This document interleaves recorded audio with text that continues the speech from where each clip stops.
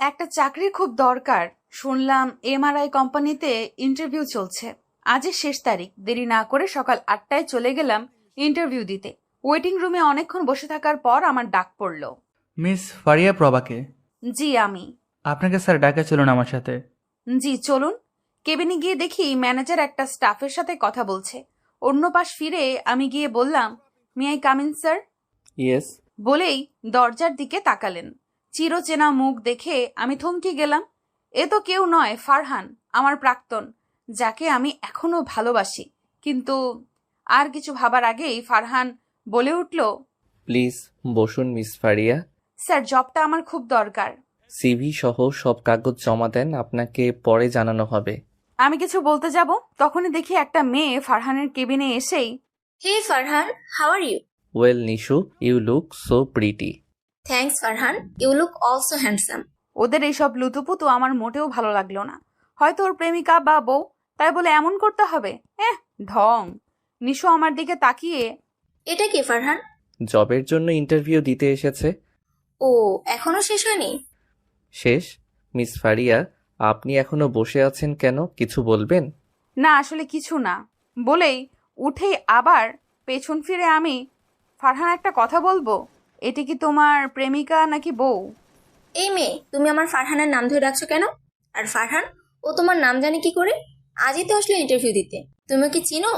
না নিশু, আমি ওকে কিভাবে চিনবো? আজই দেখলাম।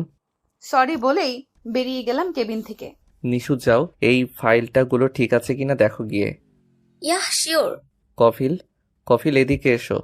জি স্যার, বলেন। একটু আগে যে মেয়েটা আসলো তার সম্পূর্ণ ডিটেলস আমার চাই, আর তার জবটা কনফার্ম করে দাও। Let's go. Yes sir. 2 ঘন্টা পর। স্যার আসবো?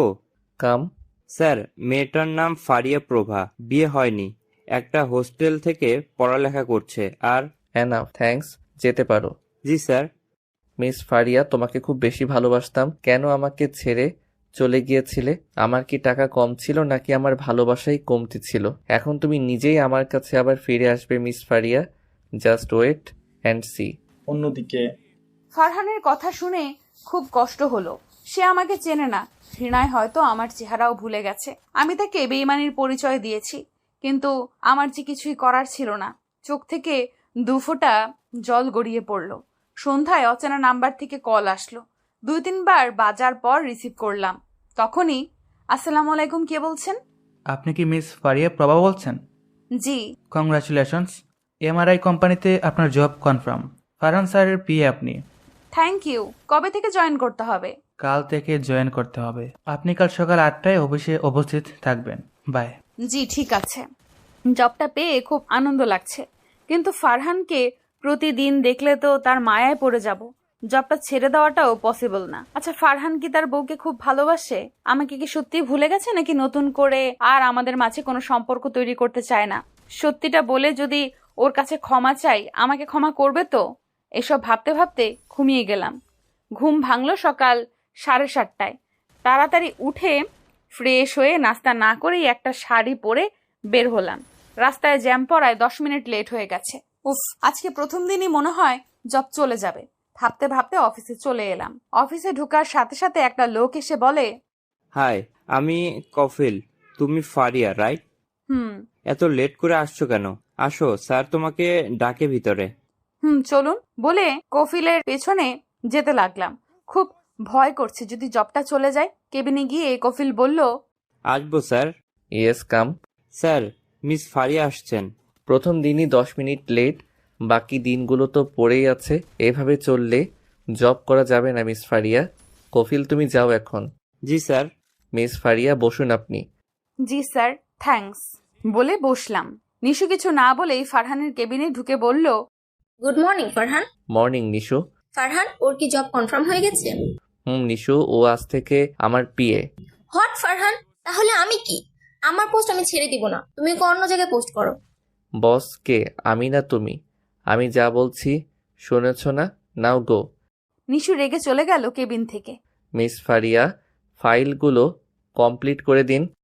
জি স্যার বলে ফাইল নিয়ে উঠে কেবিন থেকে বের হব তখনই, আপনাকে আমি কোথাও যেতে বলেছি? আমার সামনে বসে সব ফাইল চেক করুন। কিন্তু স্যার, কোনো কিন্তু নয়, এখানে বসেই কাজ করুন। ওকে আজ 1 বছর পর তোমায় এত কাছে পেলাম। দূরে দূরে থাকতে দেই কি করে মাইজান? আমি ফাইলগুলো দেখছিলাম, তখন দেখি তেলাপোকাটা মনের সুখে ফোন টিপছে আর মুচকি মুচকি হাসছে। মাঝে মাঝে আমার দিকে তাকিয়ে তাকিয়ে দেখছে। মনে হয় মোবাইলে কোনো মাইয়ার লগে ইটিস পিটিস করে শালা বান্দর। তুমি হয়তো আমার কথা ভুলেই গেছো, আমি যে অসম্পূর্ণতায় ভুগছি। তোমার কাছে থাকাটা পসিবল ছিল না আমার। এসব ভাবছি আর তার মায়া ভরা চোখের দিকে তাকিয়ে আছি। তখনই ফারহান বলে উঠল, আমি এতটাও সুন্দর না যে আমার দিকে এভাবে তাকিয়ে থাকতে হবে। সুন্দর হলে কেউ আমাকে ছেড়ে চলে যেত না। ফারহান বিশ্বাস করো, বেঈমানকে বিশ্বাস করা যায় না। যারা টাকাকে ভালোবাসে, অন্যের অনুভূতির কোনো মূল্য দেয় না। সত্যি বলছি আমি। আমার জন্য কফি নিয়ে আসুন। আমি কেন কফি আনতে যাব? কারণ আপনি আমার পিএ। আমি যা বলবো তা শুনতে হবে। Let's go. ওকে বলে বিরক্ত নিয়ে কেবিন থেকে বের হতেই একটা লোকের সাথে ধাক্কা খেয়ে নিচে পড়ে গেলাম। সাথে সাথে লোকটাকে ইতর বিলাই গাধা প্লাস্টিক চোখে দেখেন না, উগান্ডা থেকে আমদানি হয়েছে মনে হয় বলেই উঠতে যাব, তখনই লোকটা হাত বাড়িয়ে দিল। আমি তার হাত ধরে উঠবো, তখনই ফারহান এসে আমাকে আমার হাত ধরে উঠিয়ে দিল আর বলল, আমি ডাকা ছাড়া আমার কেবিনে আসবেন না, ওকে? আর লোকটা আমার দিকে কেমন লোলুপ চোখে তাকিয়ে বলে উঠল, হাউ সুইট। ও সুইট না, মিরাজ শেখ। ওর নাম ফারিয়া প্রভা, আমার পিএ। বাট ওকে তো আগে দেখিনি। আমার নিউ পিএ। চলুন ভিতরে। আর মিস ফারিয়া, আপনাকে কাজ দিয়েছি, এখানে দাঁড়িয়ে আমাদের কথা শুনতে বলিনি। নিজের কাজ করুন। Let's go. ওকে স্যার বলেই লোকটার দিকে এগিয়ে যাই।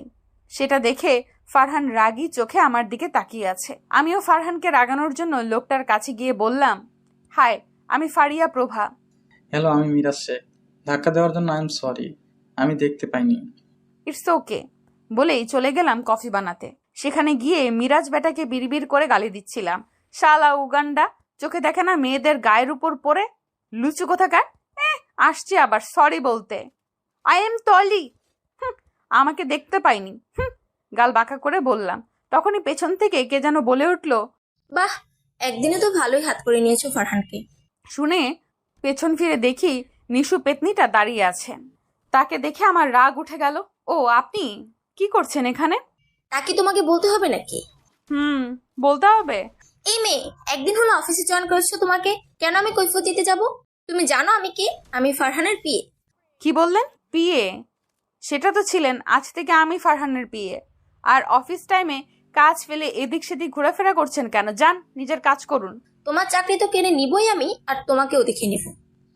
আমার কাছে এসে মুখের উপর আঙুল তুলে আঙুল নাবিয়ে কথা বলুন, মিস নিশু ওরফে ময়দা পেতনি। এই মেয়ে, কি বললে তুমি আমাকে? তো আমি বলেই মুখ বাঁকা করে চলে গেল। আর আমি ওর হিংসা দেখে মিটমিট করে হাসতে লাগলাম।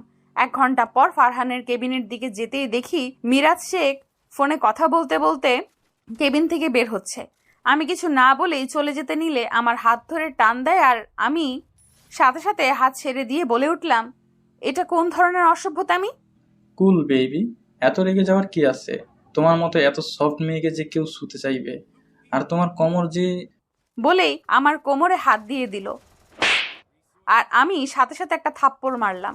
হোয়াট দ্য হেল, তোর সাহস কি করে হয় আমাকে থাপ্পড় মারার? বলেই আমাকে থাপ্পড় মারতে আসলে কে যেন হাতটা ধরে ফেলে। তাকিয়ে দেখি ফারহান। কি হয়েছে মিস্টার মিরাজ শেখ?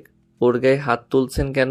তুমি জানো ফারহান ওই 2 টাকার মেয়ে আমাকে থাপ্পড় মেরেছে? ওর সাহস কি করে হয় আমার গায়ে হাত তোলার? কি হয়েছে মিস ফারিয়া? ওনাকে থাপ্পড় মেরেছেন কেন? স্যার, উনি আমার শরীরে... আর কিছু বলার আগেই নিশু পেতনিটা এসে বলে, আরে ফারহান, এইসব 2 টাকার মেয়ে আর কি পারে? মিরাজ শেখ যাচ্ছিলেন, মিস ফারিয়া এসে ওনার সাথে নিজের ইচ্ছায় ধাক্কা দিয়ে নিচে পড়ে যায়, আর মিরাজ শেখ উঠিয়ে দিলে ওনাকে থাপ্পড় মারে।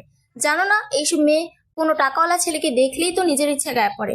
ছোট লোক কোথাকার। বলেই মুখ বাঁকা করে ফেলে। ফারহান নিশুর কথা শোনার পরপরই আমাকে একটা থাপ্পড় মারে। আমি গালে হাত দিয়ে ভাবছি, মানুষ কিভাবে এত মিথ্যা বলতে পারে। ফারহানের তো আমার কথাটা একবার শোনার দরকার ছিল। চোখের পানি চিকচিক করছে। তা দেখে নিশু বলে, এসব ন্যাকাকান্না করো না তো, তোমাদের মতো মেয়েদের চেনা আছে ঢং। মিরাজ শেখ, ওর হয়ে আমি ক্ষমা চেয়ে নিচ্ছি। সরি, কিছু মনে করবেন না। It's okay. চলুন আপনাকে এগিয়ে দিয়ে আসি। বলেই ফারহান আর মিরাজ শেখ চলে গেল। আমি বোকার মতো তখনও দাঁড়িয়ে আছি। কি থেকে কি হয়ে গেল? অফিসের সব স্টাফ আমার দিকে তাকিয়ে আছে, আর নিশু আমার কাছে এসে বলে, তোমাকে বলেছিলাম না তোমার চাকরি আমি কেড়ে নিব। সবে তো শুরু। ফারহানকে হ্যাক করা এতটাও সোজা না মিস ফারিয়া। বলেই শয়তানি হাসি দিয়ে বলে ওঠে, এইখানে কি সিনেমা চলছে? সবাই এইভাবে তাকিয়ে আছো কেন? যাও নিজের কাজে যাও। সবাই চলে গেল, সাথে নিশুও। আমি দৌড়ে আমার ওয়াশরুমে গিয়ে কান্না করতে লাগলাম। কেন আমার কথা একবার শুনলে না ফারহান? একবার তো আমাকেও জিজ্ঞেস করে জানতে পারতে। এসব ভাবছি আর কান্না করতেছি। ওয়াশরুম থেকে ফ্রেশ হয়ে কেবিনের দিকে যেতেই একটা মেয়ে বলে উঠল, হাই, আমি তিশা। হাত বাড়িয়ে দিয়ে, হ্যালো, আমি ফারিয়া। তুমি স্যারের নতুন পিয়ে, তাই না? হুম। তুমি মন খারাপ করো না। ওই নিশু ভূতনির কথা শুন। আমি জানি নিশু মিথ্যা বলেছে, আর মিরাজ শেখ লোকটা খুব বাজে। মেয়েদের শরীরে হাত দেয় শুধু। আর নিশু তোমাকে অপমান করার জন্য ওইসব মিথ্যে কথা বলেছে। আমি সব দেখেছি। আমার কোনো দোষ ছিল না, সত্যি। আরে আরে, কান্না করছো কেন? ওই নিশুটা এমনই, মানুষকে অপমান করে শুধু। আর তুমি এখন স্যারের পিয়ে না, এখন নিশু হিংসে জ্বলে পুড়ে মরবে। শুধু তোমার উপর প্রতিশোধ নিতে চাইবে। সাবধানে থেকো তুমি। আর শুনো, আজ থেকে চাইলে তুমি আমার সাথে সব শেয়ার করতে পারো, বন্ধু ভেবে। বলেই আমার চোখের পানি মুছে দিল। ওকে, আমি নিশুর এই অপমানের প্রতিশোধ নিয়েই ছাড়বো। এখন চলো, যা যাক। নিশু আবার এখানে একসাথে দেখলে গন্ডগোল পাকিয়ে দিবে। আর একদম কান্না করবে না। তুমি খুব মিষ্টি দেখতে, কান্না করলে ভূতের মতো লাগে। বলেই হেসে দিল। আমিও হেসে দিলাম। আমি আর তিশা দুজনে একসাথে দুপুরে খাবার খেলাম। সন্ধ্যায় অফিস ছুটি হওয়ার পর দুজনে একসাথে বের হলাম। আমি হোস্টেলে চলে গেলাম আর নিশু ওর বাসায় চলে গেল। সকালে ঘুম ভাঙলো ফোনের রিং শুনে। ঘুম ঘুম চোখে ফোন হাতে নিয়ে দেখি তিশা কল দিছে। কল রিসিভ করে হ্যালো বললাম। মহারানী কি এখনো ঘুমাচ্ছেন? কয়টা বাজে? মহারানী, আপনি টাইম দেখেন তো কয়টা বাজে। আরে তিশু, এখন তো মাত্র 7:10 হলো। আপনি 10 মিনিটে রেডি হয়ে নিচে আসুন। আমি নিচে আছি। নিচে আছো মানে? কোথায় নিচে? তোমার রুমের নিচে। তাড়াতাড়ি ফ্রেশ হয়ে আসো দুজনে, একসাথে নাস্তা করে অফিস যাব। ওকে, আমি আসতেছি। আমি ফ্রেশ হয়ে গোলাপি রঙের একটা শাড়ি পরে বের হলাম। নিচে গিয়ে দেখি তিশা ফোনে কাকে যেন বলছে। দেখো, আমি তোমার সাথে কোনো কথা বলতে চাই না।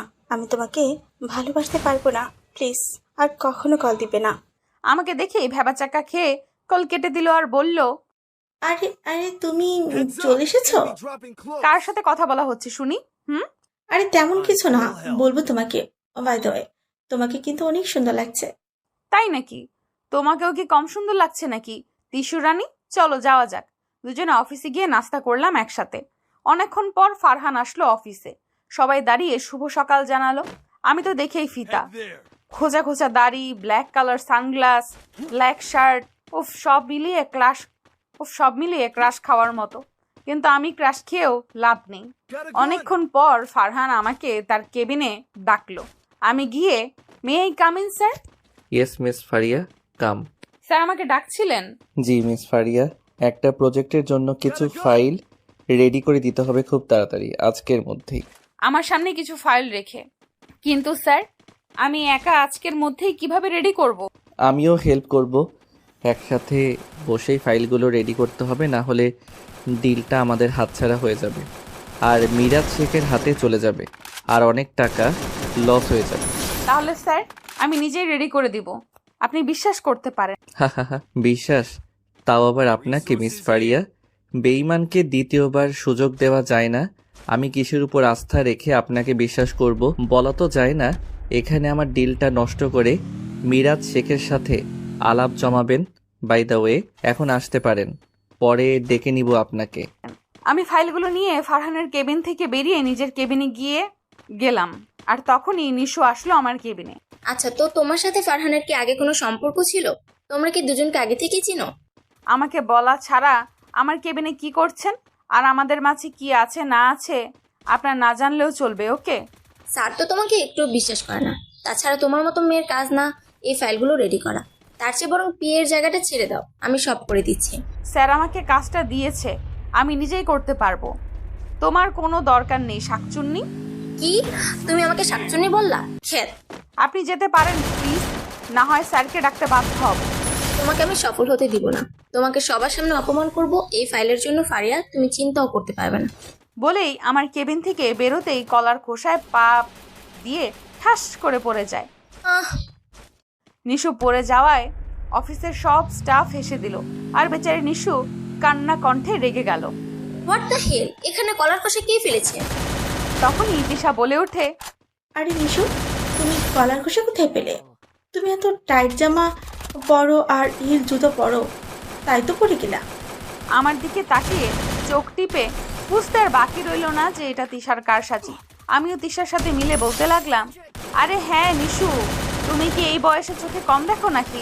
এইখানে কত পরিষ্কার কলার খোসা কোথায় পেলে? কাল থেকে এইসব পরে এসো না। তখনই ফারহান এসে বলে, কি হচ্ছে? এখানে সবাই দাঁড়িয়ে আছো কেন? আর নিশু, তুমি এখানে বসে আছো কেন? যাও কাজ করো। ফারহান, আমাকে উঠাও না, আমি পড়ে পায়ে ব্যথা পেয়েছি, তাই উঠতে পারছি না। ফারহান হাত দিয়ে উঠাতে যাবে, তখনই তিশা এসে বলে, স্যার আমি তুলে দিচ্ছি, বলেই একটানে নিশুকে উঠিয়ে দিল। এই মেয়ে, তোমাকে উঠাতে বলেছি নাকি? আরে আমরা থাকতে স্যার কেন কষ্ট করবে? আর তুমি তো দেখি ঠিকই আছো। বলার সাথে সাথেই নিশু পায়ে হাত দিয়ে উফ, কি ব্যথা পায়ে। বলেই পা ধরে ন্যাকা কান্না করতে লাগলো আর বলল, ফারহান, আমাকে কোলে করে একটু কেবিনে দিয়ে আসবি প্লিজ। Yeah sure. বলেই কোলে উঠাতে নিলেই আমি বললাম, স্যার আমি আর তিশা মিলে নিয়ে যাচ্ছি, আপাকে কষ্ট করতে হবে না। বলেই তিশা আর আমি নিশুকে নিয়ে কেবিনে নিয়ে যেতে নিলেই নিশু আমাদের ছেড়ে একাই হাঁটতে লাগলো। আমি আর তিশা হেসে দিলাম, আর ফারহান বোকার মতো তাকিয়ে আছে নিশুর যাওয়ার দিকে। বুঝলে নিশু, কিছু মানুষ আছে শুধু মেয়ের ছোঁয়ার চেষ্টা করে, সুযোগ পেলেই মেয়েদের কোলে নেওয়ার চেষ্টায় থাকে। আরে আজব, কেউ বললো আর তাকে কোলে নিতে হবে? বলেই চলে যেতে নিলে ফারহান আমার হাত ধরে ফেলে আর বলে, কি বললে তুমি? আমি মেয়েদের ছোঁয়ার চেষ্টা করি আর কোলে নেই, তাই না? আরে স্যার, আপনি এত রেগে যাচ্ছেন কেন? আমি আপনাকে কিছু বলেছি নাকি? দাঁড়াও, দেখাচ্ছি। বলেই ফারহান আমাকে কোলে নিয়ে নিল, আর আমি হাত পা ছোড়াছুড়ি করে বলতে লাগলাম, স্যার সবাই দেখছে কি করছেন, প্লিজ আমাকে নামান, আমি পড়ে যাব। আমি তোমার মতো বিশ্বাসঘাতক নই যে আমাকে বিশ্বাস করতে পারবে না, পড়বে না। এইভাবেই থাকো, না হয় ফেলে দিব। তোমার সাহস কি করে হয় আমাকে এই কথা বলার? আমি অন্য মেয়েদের ছোঁয়ার চেষ্টা করি? স্যার আর বলবো না, প্লিজ আমাকে নামিয়ে দেন, আমি পড়ে যাব। আমার উপর বিশ্বাস রাখতে পারো, আমি তোমার মতো বিশ্বাসঘাতক না। আমাকে নিয়ে কেবিনে ঢুকলো। আমি বিশ্বাসঘাতক? আপনি আপনার নিশুকে কোলে নিন। আমি কেন নিশুকে কোলে নিব? ও মা, নিশুকে আপনি দু চোখে হারান, আমার তো মনে হয় ভালোবাসেন, আর তাকে তো কোলে নিবেন, তাই না? আমি আমার ভালোবাসাকে কোলে নিয়েছি।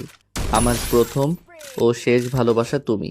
আমি তো তোমাকে ছেড়ে যাইনি, তুমি আমাকে ছেড়ে চলে গিয়েছো। তোমার জন্য আমি কি করিনি?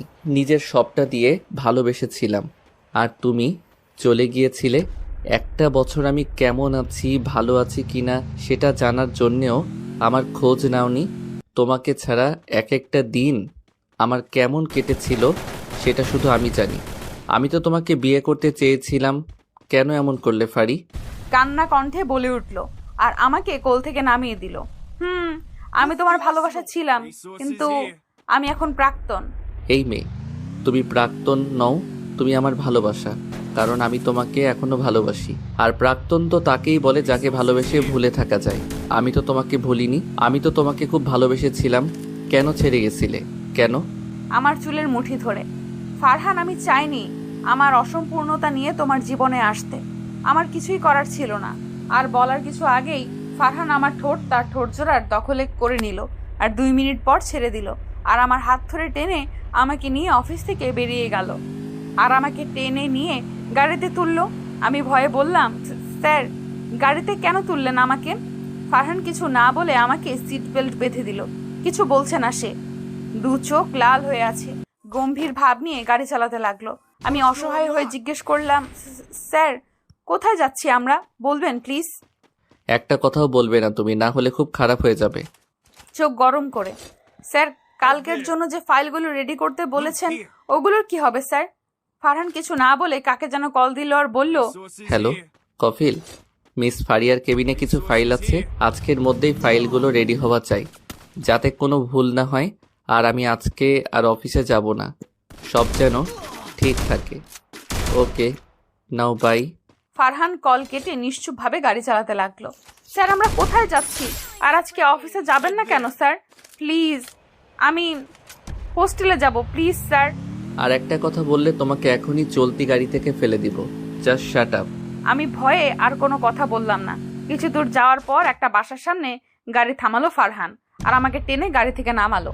গাড়ি থেকে নেমে দেখি বড় বড় করে লেখা কাজী অফিস। এটা দেখে আমার কলিজা শুকিয়ে গেল আর চোখ বড় বড় করে ফারহানের দিকে তাকালাম। এখন নিশ্চয়ই বুঝতে পারছো তোমাকে কোথায় নিয়ে এসেছি। স্যার আমাকে এখানে কেন নিয়ে এসেছেন? ও গড মিস ফারিয়া, আপনি জানেন না কাজী অফিসে মানুষ কেন আসে? স্যার প্লিজ এমনটা করবেন না, আমি আপনাকে বিয়ে করতে পারবো না। মিস ফারিয়া, তোমার জন্য একটা বছর আমি অনেক কষ্ট পেয়েছি। তুমি কি ভাবছো এখন তুমি পার পেয়ে যাবে? তোমার জীবন নরক করে দিব আমি। স্যার আমি আর কখনো আপনার সামনে আসবো না আজকের পর থেকে। আমার ছায়াও দেখবেন না, আপনি প্লিজ এমন করবেন না। ফারহান কোনো উত্তর না দিয়ে আমাকে টেনে ভেতরে নিয়ে যায় আর জোর করে আমাকে বিয়ে করে নেয়। এটা সবটা আমার কাছে যেন স্বপ্ন। ঘুম ভাঙলেই সব ঠিক আগের মতো হয়ে যাবে। গাড়ি নিজ গতিতে চলছে, আমি রোবটের মতো গাড়িতে বসে আছি আর ভাবছি 1 বছর আগের কথা। সেদিন ছিল আমার খালাতো ভাই তানভীরের বিয়ে। আমি কখনো শাড়ি পরিনি, শখ করেই সেদিন প্রথম পরেছিলাম। ইউটিউব দেখে দেখে শাড়ি পরে বের হলাম, সবার সাথে আড্ডা দিলাম। এক এক করে সবাই হলুদ দিল ভাইয়াকে। আমি শাড়ি সামলাতে না পেরে উপরে যাচ্ছিলাম শাড়ি চেঞ্জ করতে। অন্ধকারে সিঁড়ি দিয়ে ওঠার সময় ধাক্কা খেয়ে পড়ে যেতে নিলেই কেউ ধরে ফেলে। আমি চোখ বন্ধ করে চোর বলে চিৎকার দিতেই লোকটি আমার মুখ চেপে ধরে আর বলে, এই চুপ চুপ, প্লিজ চিৎকার করবেন না, আমি ফারহান, তানভীরের বন্ধু। মোবাইলের ফ্ল্যাশ জ্বালিয়ে ওনার মুখের উপর ধরে বলেই মুখ থেকে হাত ছেড়ে দিল। ও গড, বাঁচলাম। কিন্তু আপনি এখানে কি করছেন? না আসলে আমি ছাদে গিয়েছিলাম বাতাস খেতে। ছি, কি গন্ধ সিগারেটের, ইয়াক। আপনি সিগারেট খেতে গেছিলেন ছাদে, তাই না? না মানে জি। এখন আমি সবাইকে বলবো আপনি সিগারেট খান। আরে আপনি তো অনেক কিউট একটা পিক তুলি। বলেই ফারহান ফারিয়ার একটা ছবি তুলে নিল আর তাকে দেখিয়ে বলল, অনেক কিউট না? আমি তাকিয়ে দেখি আমার পেট থেকে শাড়িটা একটুখানি সরে গিয়েছে। তাড়াতাড়ি শাড়িটা ঠিক করে নিলাম। এখন যদি তুমি সবাইকে বলো আমি সিগারেট খাই, তাহলে এই ছবি আমি সবাইকে দেখাবো। আমি কাউকে বলবো না আপনি সিগারেট খান। প্লিজ এটা ডিলিট করে দিন না। বুঝবো কিভাবে তুমি সত্যি বলছো? এখন থাক, পরে না হয় ডিলিট করে দিব। বলেই শয়তানি হাসি দিয়ে চলে গেল। আমি মনে মনে গালি দিতে দিতে উপরে গিয়ে শাড়ি চেঞ্জ করে একটা প্লাজো আর শার্ট পরে ঘুমিয়ে গেলাম। সকালে আম্মুর ডাকে ঘুম ভাঙে। ফারিয়া, এই ফারিয়া উঠ, কয়টা বাজে খেয়াল আছে? উঠ। আম্মু আরেকটু ঘুমাই না। এটা কি আমাদের বাসা নাকি যে এত লেট করে ঘুম থেকে উঠবি? সবাই রেডি হয়ে গেছে, তোর ভাইয়া রেডি হয়ে যাচ্ছে, তোকে রেডি হতে বলেছে, বউ আনতে যাবে, চল উঠ। আমি উঠে ফ্রেশ হয়ে নাস্তা করলাম। একটা লেহেঙ্গা পরে হালকা সেজে চুল ছেড়ে দিলাম। চুড়ি পরতে পরতে নিচে যাচ্ছি এমন সময় একটা ধাক্কা খেলাম আর চুড়িগুলো পড়ে গেল। রাগে চোখে তাকিয়ে দেখি ফারহান। ফারহানকে দেখে রাগ আরো বেশি উঠে গেল। আচ্ছা, সব সময় ধাক্কা আমার সাথেই কেন খেতে হবে আপনার, বলুন তো? চোখে দেখেন না আপনি? চোখ কি হাতে নিয়ে হাঁটেন যত সব? ফারহান আমার দিকে তখনও ড্যাব ড্যাব করে তাকিয়ে আছে। আমি ওর চোখের সামনে তুড়ি বাজিয়ে বললাম, ও হ্যালো, আপনাকেই বলছি, কানে শুনতে পান না নাকি? ফারহান কিছু না বলে চুড়িগুলো তুলে আমার হাত ধরে পরিয়ে দিল আর বলল, সারা জীবন চুরি পরানোর দায়িত্ব দিবে আমাকে? কি বললেন আপনি?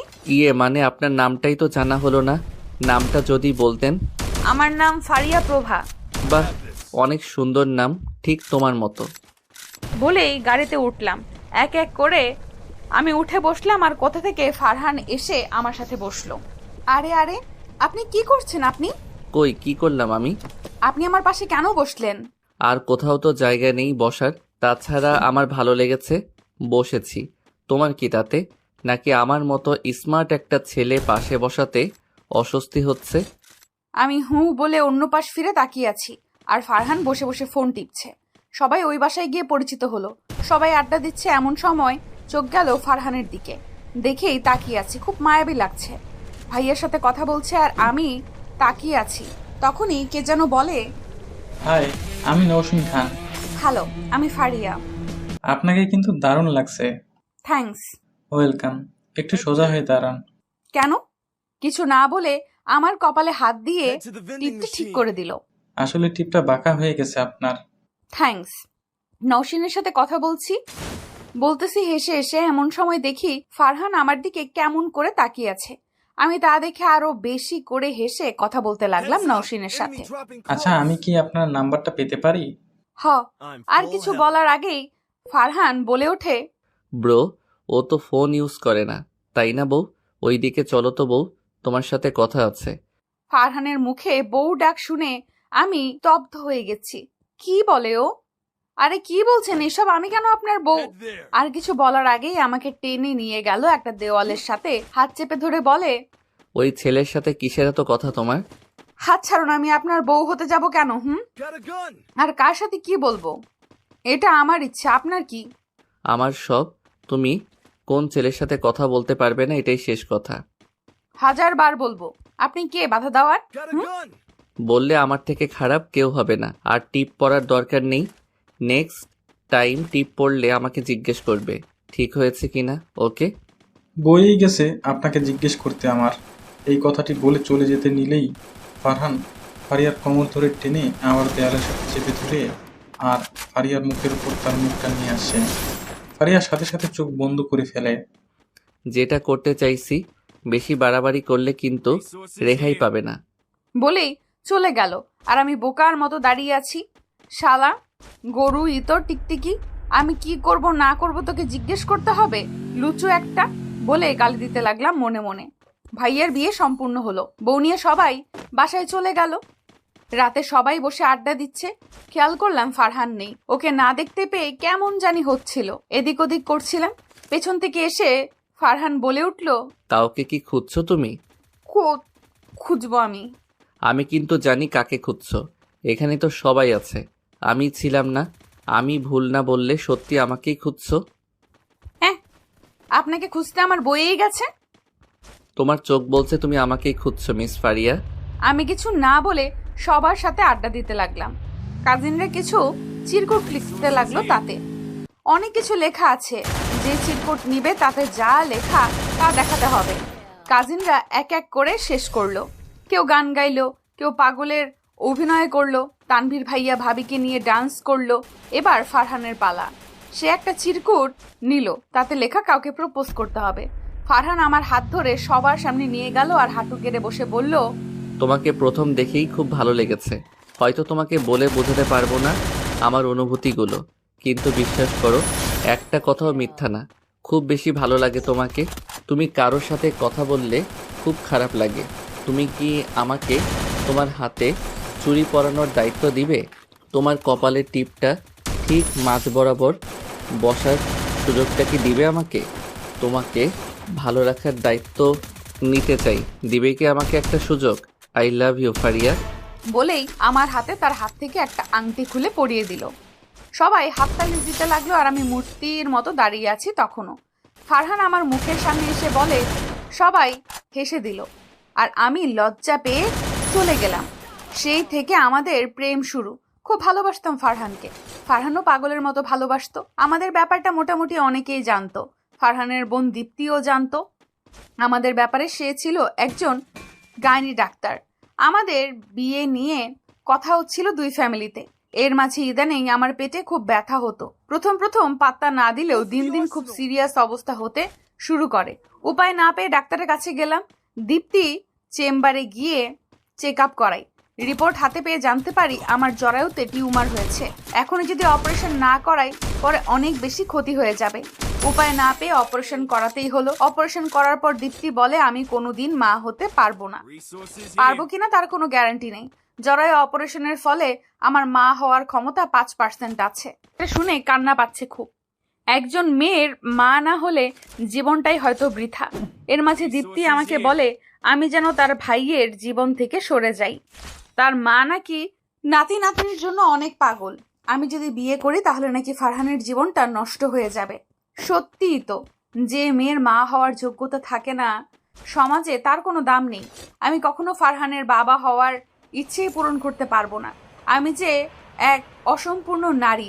সব কিছু ভেবে ফারহানকে ছেড়ে আমি পালিয়ে চলে আসি বাসা থেকে। বান্ধবীর সাহায্যে একটা হোস্টেল থেকে টিউশনি করে নিজের পড়ার খরচ জোগাড় করি। চাকরিটা খুব বেশি প্রয়োজন ছিল আমার জন্য, তাই কোনো উপায় না পেয়ে ফারহানের অফিসেই চাকরি নিতে হলো। আমি অসম্পূর্ণতার জন্য ওকে ছেড়ে চলে গিয়েছিলাম। আমি চাইনি আমার জন্য ফারহান বাবা হওয়ার ইচ্ছে থেকে দূরে থাকুক। আমি চাইতাম ও সব সময় ভালো থাকুক। কিন্তু আজ কি হয়ে গেল? আমি তো দীপ্তিকে কথা দিয়েছিলাম ফারহানের জীবন থেকে চলে যাব। 1 বছর ফারহানের থেকে দূরে থেকেছি, নিজেকে জীবনকে যন্ত্রণাময় করে তুলেছি, তাও আমার মতো পাপীর ছায়া পড়তে দেইনি। নিয়তি আজকে আবার আমাকে ফারহানের সামনে দাঁড় করিয়ে দিল, বানিয়ে দিল ফারহানের অর্ধাঙ্গিনী। কি জবাব দিব আমি দীপ্তিকে? আমি তো ফারহানকে কখনো বাবা ডাক শোনাতে পারবো না, বাকিটা সবাই জানেন। নামো গাড়ি থেকে। কি হলো? আমার কথা কানে যাচ্ছে না তোমার? ফারহানের কথার ভাবনার জগৎ থেকে বেরিয়ে আসলাম। কোথায় নিয়ে এসেছেন আমাকে স্যার? বিয়ের পর মেয়েরা কোথায় যায় জানো না? আমার বাসায় নিয়ে এসেছি তোমাকে।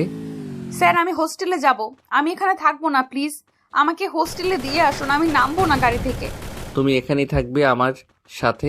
আমার কথার উপরে কোনো কথা বলবে না, আমি পছন্দ করি না। বলেই ফারহান আমাকে কোলে করে ভেতরে নিয়ে গেল। আর বাসায় ঢুকে রহিমা খালা বলে কাকে যেন ডাকলো। তখন একটা মহিলা আসলো, দেখেই বোঝা যাচ্ছে কাজ করে তার বাসায়। তাকে জি স্যার। আমাদের জন্য খাবারের ব্যবস্থা করো। আচ্ছা স্যার। বলে কি ভেবে মুচকি হেসে চলে গেল। আর আমি বলে উঠলাম, স্যার আমাকে প্লিজ নামান, আমি এই বাসায় থাকবো না।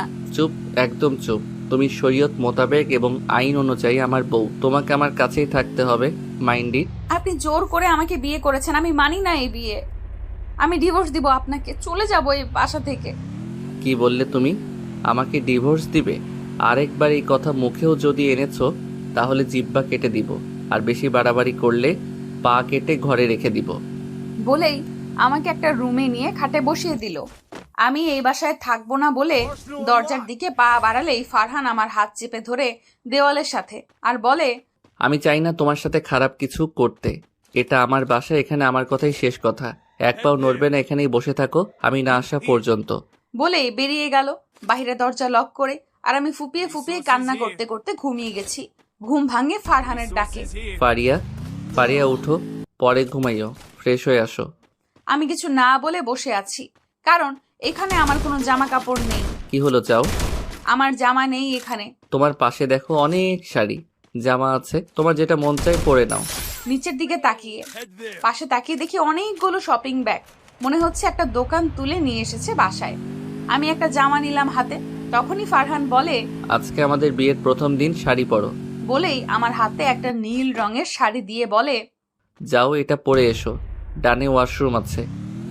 আমি কিছু না বলে হাত থেকে শাড়ি নিয়ে ওয়াশরুমে চলে গেলাম। ফ্রেশ হয়ে শাড়ি পরে বের হলাম, চুল থেকে পানি পড়ছে। দেখি ফারহান বসে বসে ফোন টিপছে, আমাকে দেখে তাকিয়ে আছে। আমি কাকে দেখেছি? আমার নীল পরি একদম বউ বউ লাগছে, ইচ্ছে করছে জড়িয়ে ধরে ভেজা চুলের স্মেল। ইস, পাগল হয়ে যাবো। ফারহানের এমন ভাবে তাকিয়ে থাকা দেখে আমি মনে মনে গালি দিতে লাগলাম, শালা লুচু মেয়ে, মনে হয় জীবনেও দেখেনি, চোখ দিয়ে গিলে খাচ্ছে। আমি কিছু না বলে আয়নার সামনে গিয়ে চুল মুছতে লাগলাম। তখনই কেউ পেছন থেকে আমার কোমরে হাত দিয়ে জড়িয়ে ধরে চুলে মুখ গুজে ভেজা চুলের স্মেল নিচ্ছে। বুঝতে বাকি নেই এটা ফারহান। আমি সাথে সাথে তাকে সরিয়ে দিয়ে বলি, আপনি আমায় স্পর্শ করেন কোন অধিকার নিয়ে? তুই মনে হয় ভুলে গেছো, তুমি আমার বউ, আর বউকে স্পর্শ করার অধিকার আমার আছে। আমি আপনাকে বর হিসাবে মানি না। তুমি না মানলে কি হবে? দুনিয়ার সবাই মানবে তুমি আমার বউ। বাই দ্য ওয়ে, ভেজা চুলে কিন্তু তোমাকে দারুণ লাগে। শালা লুচু। ছি ছি, নিজের বরকে শালা বললে পাপ হবে বউ। আমার বয়ে গেছে আপনাকে বর ডাকতে। তোমার ক্ষুধা লাগেনি? লাঞ্চ করবে না? চলো। আমি খাবো না, আমার ক্ষুধা নেই। তুমি বললে তো হবে না ক্ষুধা নেই। ওকে, আমি তোমাকে খাইয়ে দিচ্ছি। ওয়েট, রহিমা খালা, ও রহিমা খালা এদিকে এসো। বলে কাজের লোককে ডাকতে লাগলো। একটু পর রহিমা খালা আসলো। জি স্যার। আমাদের জন্য খাবারগুলো আমার রুমে পাঠিয়ে দাও। আচ্ছা স্যার। বলেই চলে গেল। কিছুক্ষণ পর খাবার নিয়ে রুমে আসলো রহিমা খালা। খাবার রেখে চলে গেল। ফারহান প্লেটে খাবার নিয়ে আমার কাছে এসে বলে, হা করো বউ। আমি খাবো না। হা করতে বলেছি, হা করো। কথা বলো কেন? রেগে বলল। আমি ওর রাগ দেখে ভয়ে হা করি আর ফারহান আমাকে খাইয়ে দিচ্ছে, কিন্তু সে খাচ্ছে না। তাই জিজ্ঞেস করলাম, আপনি খাবেন না? বাহ, আমার জন্য মায়া হচ্ছে দেখি।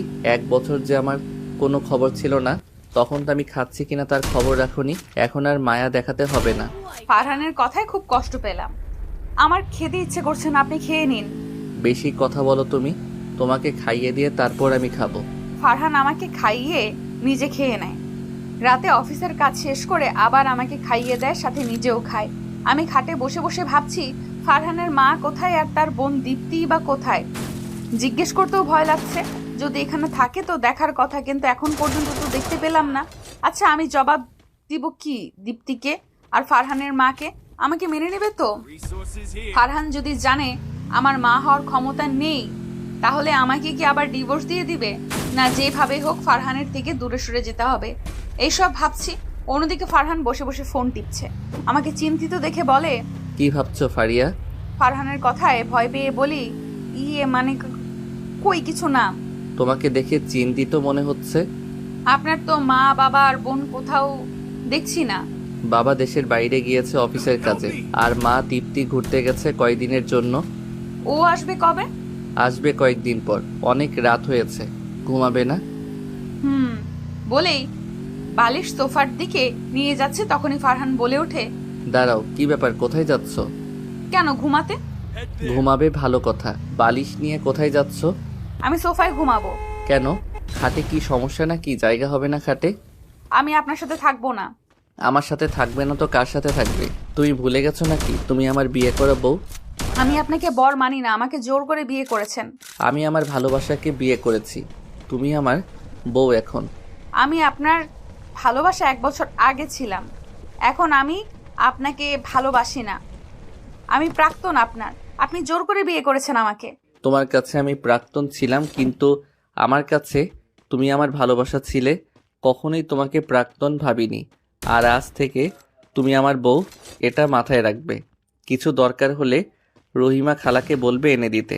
ঘরের বাইরে যাবে না, এখন খাটে এসে ঘুমাও। আমি থাকবো না আপনার সাথে, আমি সোফায় ঘুমাবো। আর আমাদের ডিভোর্স পেপার তৈরি করুন, আমি চলে যাব। ডিভোর্সের কথা শুনে ফারহান আমাকে টেনে তার সাথে মিশিয়ে আমার ঠোঁটে তার ঠোঁট ডুবিয়ে দেয় আর জোরে একটা বাইট কামড় দিয়ে বসিয়ে দেয়। আমি ব্যথায় কোকিয়ে উঠি, আমার চোখের কোণে পানি জমে যায়। ফারহান আমাকে ছেড়ে দেয়। ঠোঁটে হাত দিয়ে দেখি রক্ত বেরিয়ে গেছে। আর কখনো ডিভোর্সের কথা মুখে আনলে এর চেয়েও খারাপ হবে। বলেই আমাকে বুকে নিয়ে জড়িয়ে ধরে শুয়ে পড়ে আর আমি কান্না করতে করতে ঘুমিয়ে পড়ি। আর সকালে উঠে দেখি আমি অচেনা একটা ঘরে শুয়ে আছি। আমি উঠে বসে কোথায় আছি বোঝার চেষ্টা করছি। এর মধ্যে ফারহান কফি নিয়ে রুমে আসলো। ওকে দেখে সব মনে পড়লো আর আমি রাগ দেখেও না দেখার ভান করে অন্য পাশ ফিরে বসে আছি। ফারহান কফি রেখে আমাকে পেছন থেকে জড়িয়ে ধরে বলে, গুড মর্নিং সোনা বউ। কিসের বউ? কার বউ? আমি কারো বউ না। আর আপনি আমাকে যখন তখন জড়িয়ে ধরেন কেন? নিজের বউকে না জড়িয়ে ধরলে কাকে ধরবো? আচ্ছা যাই হোক, ফ্রেশ হয়ে আসো, যাও একসাথে কফি খাবো। তাড়াতাড়ি আমার অফিসে যেতে হবে। আমিও যাব অফিসে। ওকে। আর একটা কথা, মিরাজ শেখ আসবে, ওনার থেকে দূরে থাকবে। আর সেদিন থাপ্পড় মারার জন্য আমি সরি বউ। আমি জানি দোষ তোমার ছিল না। তখন নিশু আর মিরাজ শেখের কথা শুনে রাগ হয়েছে খুব, কিন্তু পরে তিশা আমাকে সব বলেছে। আমি সত্যি সরি। আমি কিছু না বলে ওয়াশরুমে চলে গেলাম। ফ্রেশ হয়ে বের হলাম আর ফারহান আমাকে কফি হাতে দিল। আমি কফিতে একটা চুমুক দিয়ে রেখে বললাম, ভালো হয়েছে, রেডি হয়ে আসুন। ফারহান রেডি হলো, আমিও রেডি হলাম। ফারহান এসে বলে, আমি রেডি, চলো। আমি আপনার সাথে যাব না, আমি রিক্সা করে চলে যাব, আপনি চলে যান। আমার সাথে যাবে না মানে? রিক্সায় কেন যাবে? আপনার সাথে গেলে সবাই খারাপ ভাববে। কে খারাপ ভাববে? তুমি আমার বউকে কি ভাবলো তাতে আমার কি? আমার সাথে যেতে হবে, এটাই শেষ কথা। ফারহানের জোরাজোরিতে তার সাথে একসাথে গাড়িতে গেলাম। অফিসে সবাই আমাদের দিকে তাকিয়ে আছে ফারহানের সাথে আমাকে দেখে। ফারহানকে দেখে সবাই দাঁড়িয়ে গুড মর্নিং বলল। তখনই নিশু এসে হে ফারহান, গুড মর্নিং বলে হাক করতে নিলেই আমি সামনে চলে আসি আর নিশু আমার সাথে হাক করে। আমাকে দেখে রেগে বলে ওঠে, আমি তোমার সাথে হাক করতে চাইছি নাকি? একটা ছেলেকে জড়িয়ে ধরতে লজ্জা করে না? তুমি চুপ করো। আর ফারহান, ও তোমার সাথে কেন? নিশু ও আর কিছু বলার আগেই আমি বলি, আসলে আসার সময় গাড়ি পাচ্ছিলাম না তো, তাই স্যারকে আসতে দেখে রিকোয়েস্ট করলাম আমাকে নিয়ে আসতে। ও, তোমাদের মতো মেয়েরা তো স্মার্ট ছেলে দেখলে আরো কত কিছু বাহানা দেয়। নিশু ঠিকভাবে কথা বলো। এর মধ্যেই কফিল এসে বলে, স্যার আজকে তো মিটিং আছে, একটু পরেই সবাই আসবে, আর আমি ফাইলগুলো সব ঠিক করছি, কাইন্ডলি দেখবেন, চলুন। ওকে চলো। আর মিস ফারিয়া, আপনিও আসুন আমার কেবিনে। জি স্যার, আসছি বলেই ফারহানের কেবিনে গেলাম। কফিলের ফাইলগুলো খুব মনোযোগ দিয়ে দেখছে ফারহান, আর আমি ফারহানের দিকে তাকিয়ে আছি। অন্যরকম একটা টান অনুভব হয় ফারহানের প্রতি, খুব মায়া কাজ করে। কিন্তু আমাকে মায়ায় জড়িয়ে গেলে হবে না। সবার কপালে সব সুখ বেশি দিন থাকে না, হয়তো আমি তাদের মধ্যে একজন। এইসব ভাবছি, এর মধ্যে ফারহানের ডাক পড়ল। মিস ফারিয়া। তখন ভাবনার জগতে আমি। মিস ফারিয়া, এদিকে আসুন। ফাইলের দিকে তাকিয়ে আমি কিছু না বলায় ফারহান এবার একটু জোরেই ডাকলো। মিস ফারিয়া, আপনি কি দাঁড়িয়ে দাঁড়িয়ে ধ্যান করছেন?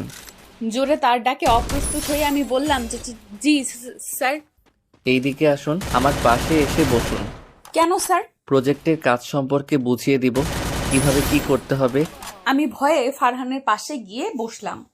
একটা জিনিস বারবার জিজ্ঞেস করেছি, একটুও রাগ দেখায়নি, বরং সুন্দর করে সব বুঝিয়ে দিয়েছে। কিছুক্ষণ পর মিরাজ শেখ সহ সব ম্যানেজাররা আসলো ডিল ফাইনাল করতে। ফারিয়া খুব সুন্দর করে উপস্থাপনা করলো। সবচেয়ে সুন্দর প্রজেক্ট ও ভালো উপস্থাপনার জন্য ফারহানের কোম্পানির সাথে ডিলটা ফাইনাল হলো। ফারহান অনেক খুশি ডিলটা হাতে পেয়ে। কালকের জন্য পার্টি অ্যারেঞ্জ করেছে।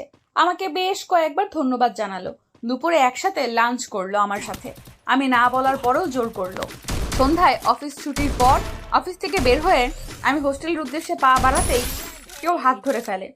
ভয়ে পেছন ফিরে তাকাতে দেখি ফারহান হাত ধরে দাঁড়িয়ে আছে। স্যার আপনি? কেন, অন্য কাউকে আশা করেছিলে বুঝি? না স্যার, কিছু বলবেন? কোথায় যাচ্ছ? কেন স্যার, হোস্টেলে যাচ্ছি। তুমি আমার বউ, আমি চাই না আমার বউ হোস্টেলে থাকুক। তাছাড়া আমার একটা বাড়ি আছে, এমন তো নয় যে আমি আমার বউকে বাড়িতে জায়গা দিতে পারবো না। দেখুন স্যার, আপনি কিন্তু বাড়াবাড়ি করছেন, আমি যাব না আপনার সাথে। বলেই চলে যেতে নিলে ফারহান বলে, তুমি আমার সাথেই যাবে। আমার হাত ধরে টেনে গাড়িতে তুলে ফেলে। ফারহানের জেদের কাছে হার মেনে তার বাড়িতেই আসতে হলো। আমি বাসায় গিয়ে চুপ করে বসে আছি। আমাকে এইভাবে বসে থাকতে দেখে ফারহান বলে, মহারানীর কি হয়েছে, এভাবে বসে আছেন কেন? আমি কিছু না বলায় ফারহান আবার বলে, কি হলো, ফ্রেশ হবেন না মহারানী? মন খারাপ করে বসে থাকলে কিন্তু পেঁচার মতো দেখায়। বলেই হেসে দিল। আমি রাগী চোখে ফারহানের দিকে তাকালাম। তা দেখে ফারহান বলে, এইভাবে পেঁচার মতো তাকালে ভয় লাগে, যান ফ্রেশ হয়ে আসুন। আমি ফ্রেশ হব না, আর আমাকে পেঁচার মতো লাগলে তোর কি? তোকে বলছি আমার দিকে তাকাতে? ইস, কতদিন পর তুমি আমাকে তুই করে কথা বললে। তবে যাই হোক, আমার বউয়ের দিকে তো আমিই তাকাবো, তাই না? বললেই আমাকে কোলে তুলে নিল। এই কি করছেন, আমাকে কোল থেকে নামান। না, আমার বউটা অনেক জেদ ধরেছে, সে নাকি ফ্রেশ হবে না, তাই আমি তাকে ফ্রেশ করে দিব। বলেই ডেভিল স্মাইল দিল আর আমাকে নিয়ে ওয়াশরুমের দিকে যেতে লাগলো। স্যার আমি ফ্রেশ হব, প্লিজ আমাকে নিচে নামিয়ে দিন। না, আমি ফ্রেশ করিয়ে দিব, তুমি আগে আমার কথা শোনো নাই কেন? স্যার আমি আপনার কথা শুনবো, প্লিজ, আমি নিজেই ফ্রেশ হব। ওকে, তবে একটা শর্ত আছে, তুমি শর্ত মানলে আমি নামিয়ে দিব। কি শর্ত? আমি শুনবো স্যার। সত্যি শুনবে? স্যার প্লিজ নামিয়ে দিন। ওকে, বলছি। বলেই আমাকে কোল থেকে নামিয়ে দিল। স্যার কি শর্ত? আমাকে একটা চুমু দাও। বলেই আমাকে কাছে টেনে নিল। ওকে, আগে চোখ বন্ধ করুন। ওকে, করলাম। বলেই চোখ বন্ধ করে ফেললো। সেই সুযোগে আমি তাকে ধাক্কা দিয়ে ওয়াশরুমের ভেতরে দরজা লক করে দিলাম আর ভেতরে গিয়ে জোরে জোরে হাসতে লাগলাম। ফারহান বলে উঠল, আমাকে বোকা বানানো, তাই না? সব সুদে আসলে বুঝে নিব পরে। আমি ফ্রেশ হয়ে বের হলাম। ফারহান দেখি ফোনে কথা বলছে কার সাথে। আমাকে দেখে কল কেটে দিল। আমি আর কিচ্ছু বলিনি। রাতে ডিনার শেষ করলাম। আজকেও সোফায় ঘুমাতে চাইলে ফারহানের কথায় বাধ্য হয়ে বিছানায় ঘুমাতে আসলাম, আর বারবার নিষেধ করার পরেও ফারহান আমাকে তার বুকে নিয়েই ঘুমালো। সকালে দুজনে নাস্তা করে রেডি হয়ে অফিসে গেলাম। আমি তিশাকে আমাদের ব্যাপারে সব বললাম। তখনই ফারহান আমাকে তার কেবিনে ডাকলো। আমি গিয়ে দেখি নিশু ফারহানের হাত ধরে বসে আছে। ফারহানকে কি যেন দেখাচ্ছে তার ফোনে। তা দেখে আমার খুব রাগ হলো। ইচ্ছে করছে ওই নিশু পেতনির চুল সব ছিঁড়ে ফেলি। আমি বললাম, আসবো স্যার? মিস ফারিয়া আসো। স্যার কেন ডেকেছিলেন? কোনো কাজ আছে? নিশু তুমি এখন যাও। ওকে ফারহান। বলুন স্যার। তোমাকে নিয়ে একটু শপিং এ যাব এখন, আর আমি বাকি সব কাজ কফিলকে বুঝিয়ে দিয়েছি। স্যার আমার ভালো লাগছে না, আপনি বরং নিশুকে নিয়ে যান। নিশুকে কেন নিয়ে যাব? নিশু আমার বউ না, আমার বউ তুমি। স্যার এটা অফিস, আর এখানে আমি আপনার কর্মচারী। অফিস হোক আর বাসা, তুমি আমার বউ, আমি যা বলবো তাই হবে। প্লিজ স্যার, আমি যাব না, আপনি বরং নিশুকে নিয়ে যান, সে অনেক খুশি হবে। চুপচাপ আমার সাথে এসো, বেশি কথা বললে কোলে করে সবার সামনে থেকে নিয়ে যাব। আপনি যান, আমি আসছি। ফারহান চলে গেল। সে যাওয়ার পর আমিও গেলাম শপিং মলে। দিয়ে আমাকে কিছু জুয়েলারি কিনে দিল, কিছু শাড়ি কিনে দিল। শপিং করে বের হওয়ার সময় ফারহান বলে উঠল, কি রে তুই এখানে? ফারহান কাকে এই কথাটা বলছে দেখার জন্য পাশ ফিরতেই দেখি দীপ্তি দাঁড়িয়ে আছে, সাথে একটা ছেলে, মনে হয় দীপ্তির হাজবেন্ড। আমি তাকে দেখে ভূত দেখার মতো চমকে গেলাম। কিছু না বলে চলে যেতে নিলেই ফারহান আমার হাত ধরে ফেলে। আরে দাঁড়াও, কোথায় যাচ্ছ? না মানে স্যার। থাক, কিছু বলতে হবে না। আর দীপ্তি, তাসিন, তোমরাও কি শপিং করতে এসেছো? দীপ্তি আমার দিকে তাকিয়ে আছে, কিছু বলছে না। তাই তার হাজবেন্ড তাসিন বলে ওঠে, ভাইয়া, দীপ্তিকে নিয়ে একটু শপিং করতে বের হলাম। আর মেয়েটিকে? আমার দিকে তাকিয়ে কথাটা বলল তাসিন। ফারহান কিছু বলার আগে আমি বলে উঠি, আমি ওনার বাকিটা বলার আগে ফারহান বলে, ও আমার ওয়াইফ তাসিন। কি বলছো এসব ভাইয়া? ওকে তুমি বিয়ে করেছো? কেন, আমি ওকে বিয়ে করতে পারি না নাকি ও মেয়ে নয়? ভাইয়া তুমি? আরে তুমি এমন করছো কেন? ভাইয়া হয়তো মজা করছেন, তাই না? আমাকে কি তোমাদের মজার পাত্র মনে হয় তাসিন? কিন্তু কখন বিয়ে করলেন? কই, আমরা তো শুনিনি। সবাইকে সারপ্রাইজ দিব ভেবেছি, তাই বলিনি। Wow, congratulation. Thank you Tasin, চলো আমার বাসায়। আর দীপ্তি, তোরা কখন এলি? মা কেমন আছে? কাল এসেছি। তাই বলিনি বলেই তাসিনের হাত ধরে টেনে নিয়ে গেল। আমি কিচ্ছু বলিনি ওদের কথার মাঝে। আচ্ছা চলো আমরা বাসায় যাই। বলেই আমাকে টেনে গাড়িতে বসিয়ে দিল। সারা পথ আমি একটা কথাও বলিনি, চুপ করেছিলাম। বাসায় গিয়ে ফ্রেশ হয়ে লাঞ্চ করে নিলাম। সারা বাড়ি সাজানো হচ্ছে, সন্ধ্যায় পার্টি অ্যারেঞ্জ করছে ফারহান। পার্টিতে অফিসের সবাইকে ইনভাইট করেছে। খুব সুন্দর করে সারা বাড়ি সাজানো হয়েছে। সন্ধ্যায় একে একে সকল গেস্ট আসা শুরু করে। আমি রুমে একা বসে আছি। তখন ফারহান এসে বলল, কি ব্যাপার, রেডি হচ্ছ না কেন? আমি কেন রেডি হব? অনেক গেস্ট আসবে, তুমি কি এখানে বসে থাকবে নাকি? যাও রেডি হয়ে আসো। আমি কিছু না বলে রেডি হতে গেলাম। রেড কালার একটা লং ড্রেস পরেছি, চুলগুলো ছেড়ে দেওয়া, রেড কালার লিপস্টিক দিয়েছি। আমি রেডি হয়ে বসে আছি। কিছুক্ষণ পর ফারহান আসলো রুমে। কি ব্যাপার, তুমি এখনো রেডি হওনি? বলেই রুমে ঢুকে হা করে তাকিয়ে আছে আমার দিকে। আমিও তাকে দেখে তাকিয়ে আছি। পুরো প্রিন্স লাগছে দেখতে। বাহ, প্রেমে পড়ে গেলাম আবার নতুন করে। বাহ, ভাগ্য করে এমন বউ পেলাম। লাল পরি লাগছে একেবারে, ইচ্ছে করছে কোলে তুলে নিতে। আপনাদের শুভ দৃষ্টি শেষ হলো নাকি? তিশার কথা শুনে আমি আর ফারহান দুজনেই লজ্জা পেলাম। মানে তিশু, তুমি আর ফারিয়া নিচে আসো, আমি গেলাম। বলেই ফারহান চলে গেল। তিশা আমাকে ধাক্কা দিয়ে বলে, কি মহারানী, শুভ দৃষ্টি হচ্ছিল বুঝি দুজনার? তবে যাই বলো, আজকে কিন্তু তোমাকে একদম লাল পরি লাগছে। আমি ছেলে হলে তোমাকে তুলে নিয়ে যেতাম। দুজনে কথা বলতে বলতে নিচে এসেছি। নিচে এসে দেখি নিশু ফারহানের সাথে পিক তুলছে ক্লোজ হয়ে। তা দেখে আমার প্রচন্ড রাগ ওঠে। আমি আর তিশা অন্য পাশে গিয়ে কথা বলতেছি। এই, তুমি ওই দিন কার সাথে ফোনে কথা বললা? আমাকে বলনি তো। কফিলের সাথে কথা বলছিলাম। আসলে কফিল আমাকে ভালোবাসে, তাই তার সাথে রিলেশন করার জন্য রিকোয়েস্ট করেছে। আরে এটা তো ভালো কথা, তুমি নিষেধ করে দিলে কেন? কফিল তো খুব ভালো ছেলে। আসলে আমার ভালো লাগে না এসব। এর মধ্যে কফিল এসে বারবার তিশার আশপাশে ঘোরাঘুরি করছে। কফিল ভাইয়া, এদিকে এসো। মিস ফারিয়া বলুন। আপনার কাউকে দরকার নাকি? ইয়ে মানে আমি সব জানি।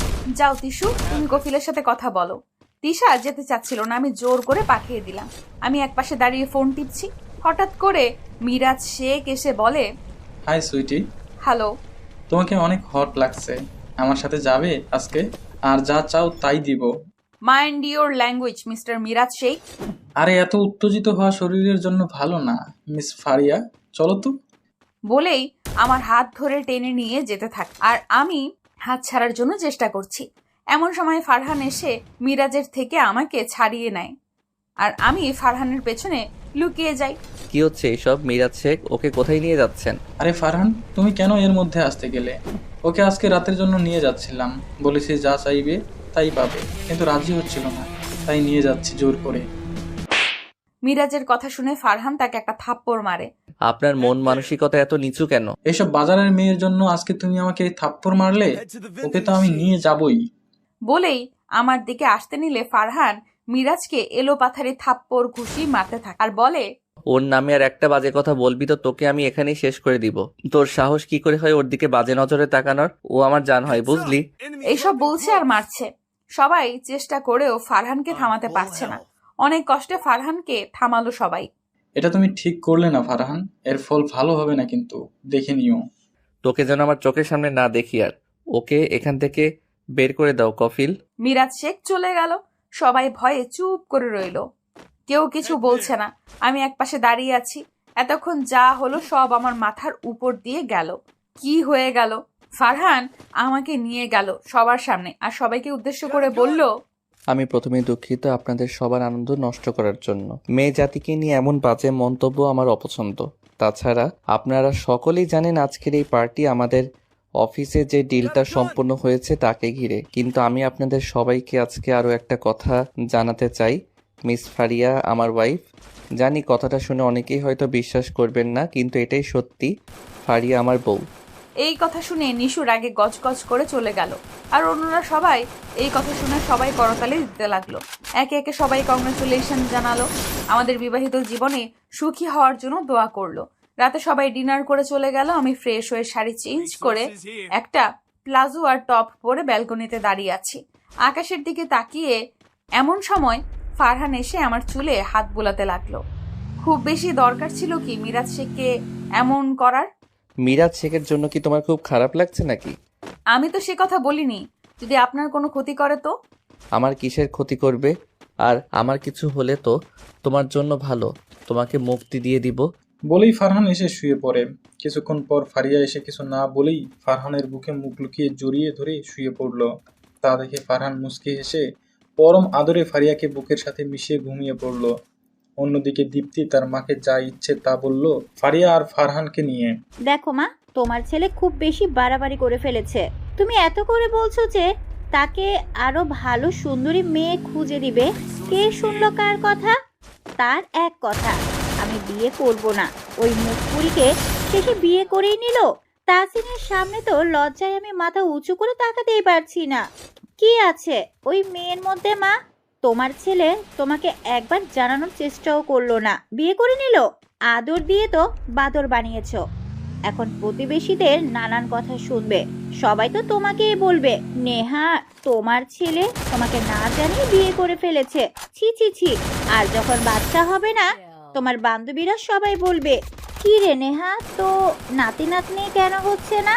ভাবতে কেমন লাগছে মা? ছি, কি লজ্জার বিষয়। তুমি কিছু বলছো না কেন মা? বলল দীপ্তি। এতক্ষণ পর মিসেস নেহারও মুখ খুললেন। আগে সব ব্যাপার জেনে নিতে হবে। ফারহান এমন একটা কাজ করবে আমি স্বপ্নেও ভাবিনি। ঠান্ডা মাথায় সব ভাবতে হবে, সুযোগ বুঝে কাজ করতে হবে। তুই এত উত্তেজিত হচ্ছিস কেন? আর এখনো তো তেমন কেউ জানে না। সকালে ফারিয়া ঘুম থেকে উঠে নিজেকে আবিষ্কার করলো ফারহানের লোমশ বুকের উপর। সিল্কি চুলগুলো এলোমেলো হয়ে আছে। ফারহানের প্রতি কেমন যেন মায়া কাজ করছে ফারিয়ার। মোহে ডুবে যাচ্ছে ফারহানের। ফ্যানের বাতাসে চুলগুলো উড়ছে ফারহানের, আর ফারিয়া চুলে আস্তে আস্তে হাত বুলিয়ে দিচ্ছে। একসময় কত স্বপ্ন দেখতো ফারহানকে নিয়ে, তার একটা পরিবার হবে, বেবি হবে, সারা ঘর আনন্দে মেতে উঠবে। কিন্তু এখন এই সব ভাবতেই ফারিয়ার চোখে জল আসে। কি হবে এরপরে? কিভাবে দাঁড়াবে দীপ্তি আর তার মায়ের সামনে? ফারহানকে কিভাবে আবারও ধোকা দিবে এইসব ভাবছে আর কান্না করছে। ফারিয়ার চোখের জল পড়ছে ফারহানের মুখের উপর, আর ফারহানের নড়াচড়া দেখে ফারিয়া ভাবনার জগৎ থেকে বেরিয়ে আসে। তাড়াতাড়ি চোখের জল মুছে নেয়। এর মধ্যে ফারহানের ঘুম ভেঙে যায়। তাকিয়ে দেখে ফারিয়ার ঘুম ভেঙে গেছে। গুড মর্নিং শোনাবো। বলেই কপালে চুমু দিল। ফারিয়া কিছু না বলে উঠে ফ্রেশ হতে চলে গেল। ফ্রেশ হয়ে ফারহানের জন্য কফি নিয়ে আসলো। রুমে ঢুকে দেখে ফারহান রুমে নেই। ওয়াশরুমের দরজা খোলার আওয়াজ পেয়ে তাকিয়ে দেখে ফারহান গোসল করে বের হলো। তার ছোট ছোট ভেজা চুলগুলো থেকে ফোঁটা ফোঁটা পানি পড়ছে। ফারিয়ার ইচ্ছে করছে ফারহানের চুলগুলো আলতো করে আঁচল দিয়ে মুছে দিতে। ফারহানের ভেজা লোমশ বুকে হাত বুলিয়ে দিতে ইচ্ছে করছে। ফারহান ফারিয়ার এমন ভাবে তাকিয়ে থাকা দেখে মুচকি হেসে বলে, ছি ছি, এমন করে তাকিয়ে আছো কেন? আমার লজ্জা করছে না বুঝি? ছেলে হলেও আমার লজ্জা করে তো। হাই হাই, কেমন করে তাকিয়ে আছে দেখো। বলেই মুখে হাত দিয়ে ঠেকে ফেললো। অন্যদিকে ফারহানের এমন অবস্থা থেকে ফারিয়ার লজ্জার নাজেহাল অবস্থা। কফি রেখে তাড়াতাড়ি ব্যালকনিতে গিয়ে দাঁড়িয়ে রইল। ফারিয়ার এমন করে চলে যাওয়া দেখে ফারহান হো হো করে জোরে হেসে দেয়। ফারহান কফি হাতে নিয়ে ব্যালকনিতে গিয়ে ফারিয়ার পাশে গিয়ে দাঁড়ালো। ফারহানকে দেখে ফারিয়ার লজ্জায় মাথা নিচু করে চলে আসতে নিলেই ফারহান এক হাতে দিয়ে জড়িয়ে ধরে। পালাচ্ছ কেন শোনাবো? বরকে একা ফেলে কোথায় পালানো হচ্ছে? ফারিয়ার কাঁধে পরম আবেশে নাক ঘষে কথাটি বলল। পালাবো কেন?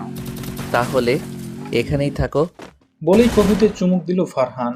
বাহ, অসাধারণ হয়েছে। এখন থেকে রোজ সকালে আমার জন্য কফি বানিয়ে দিবে।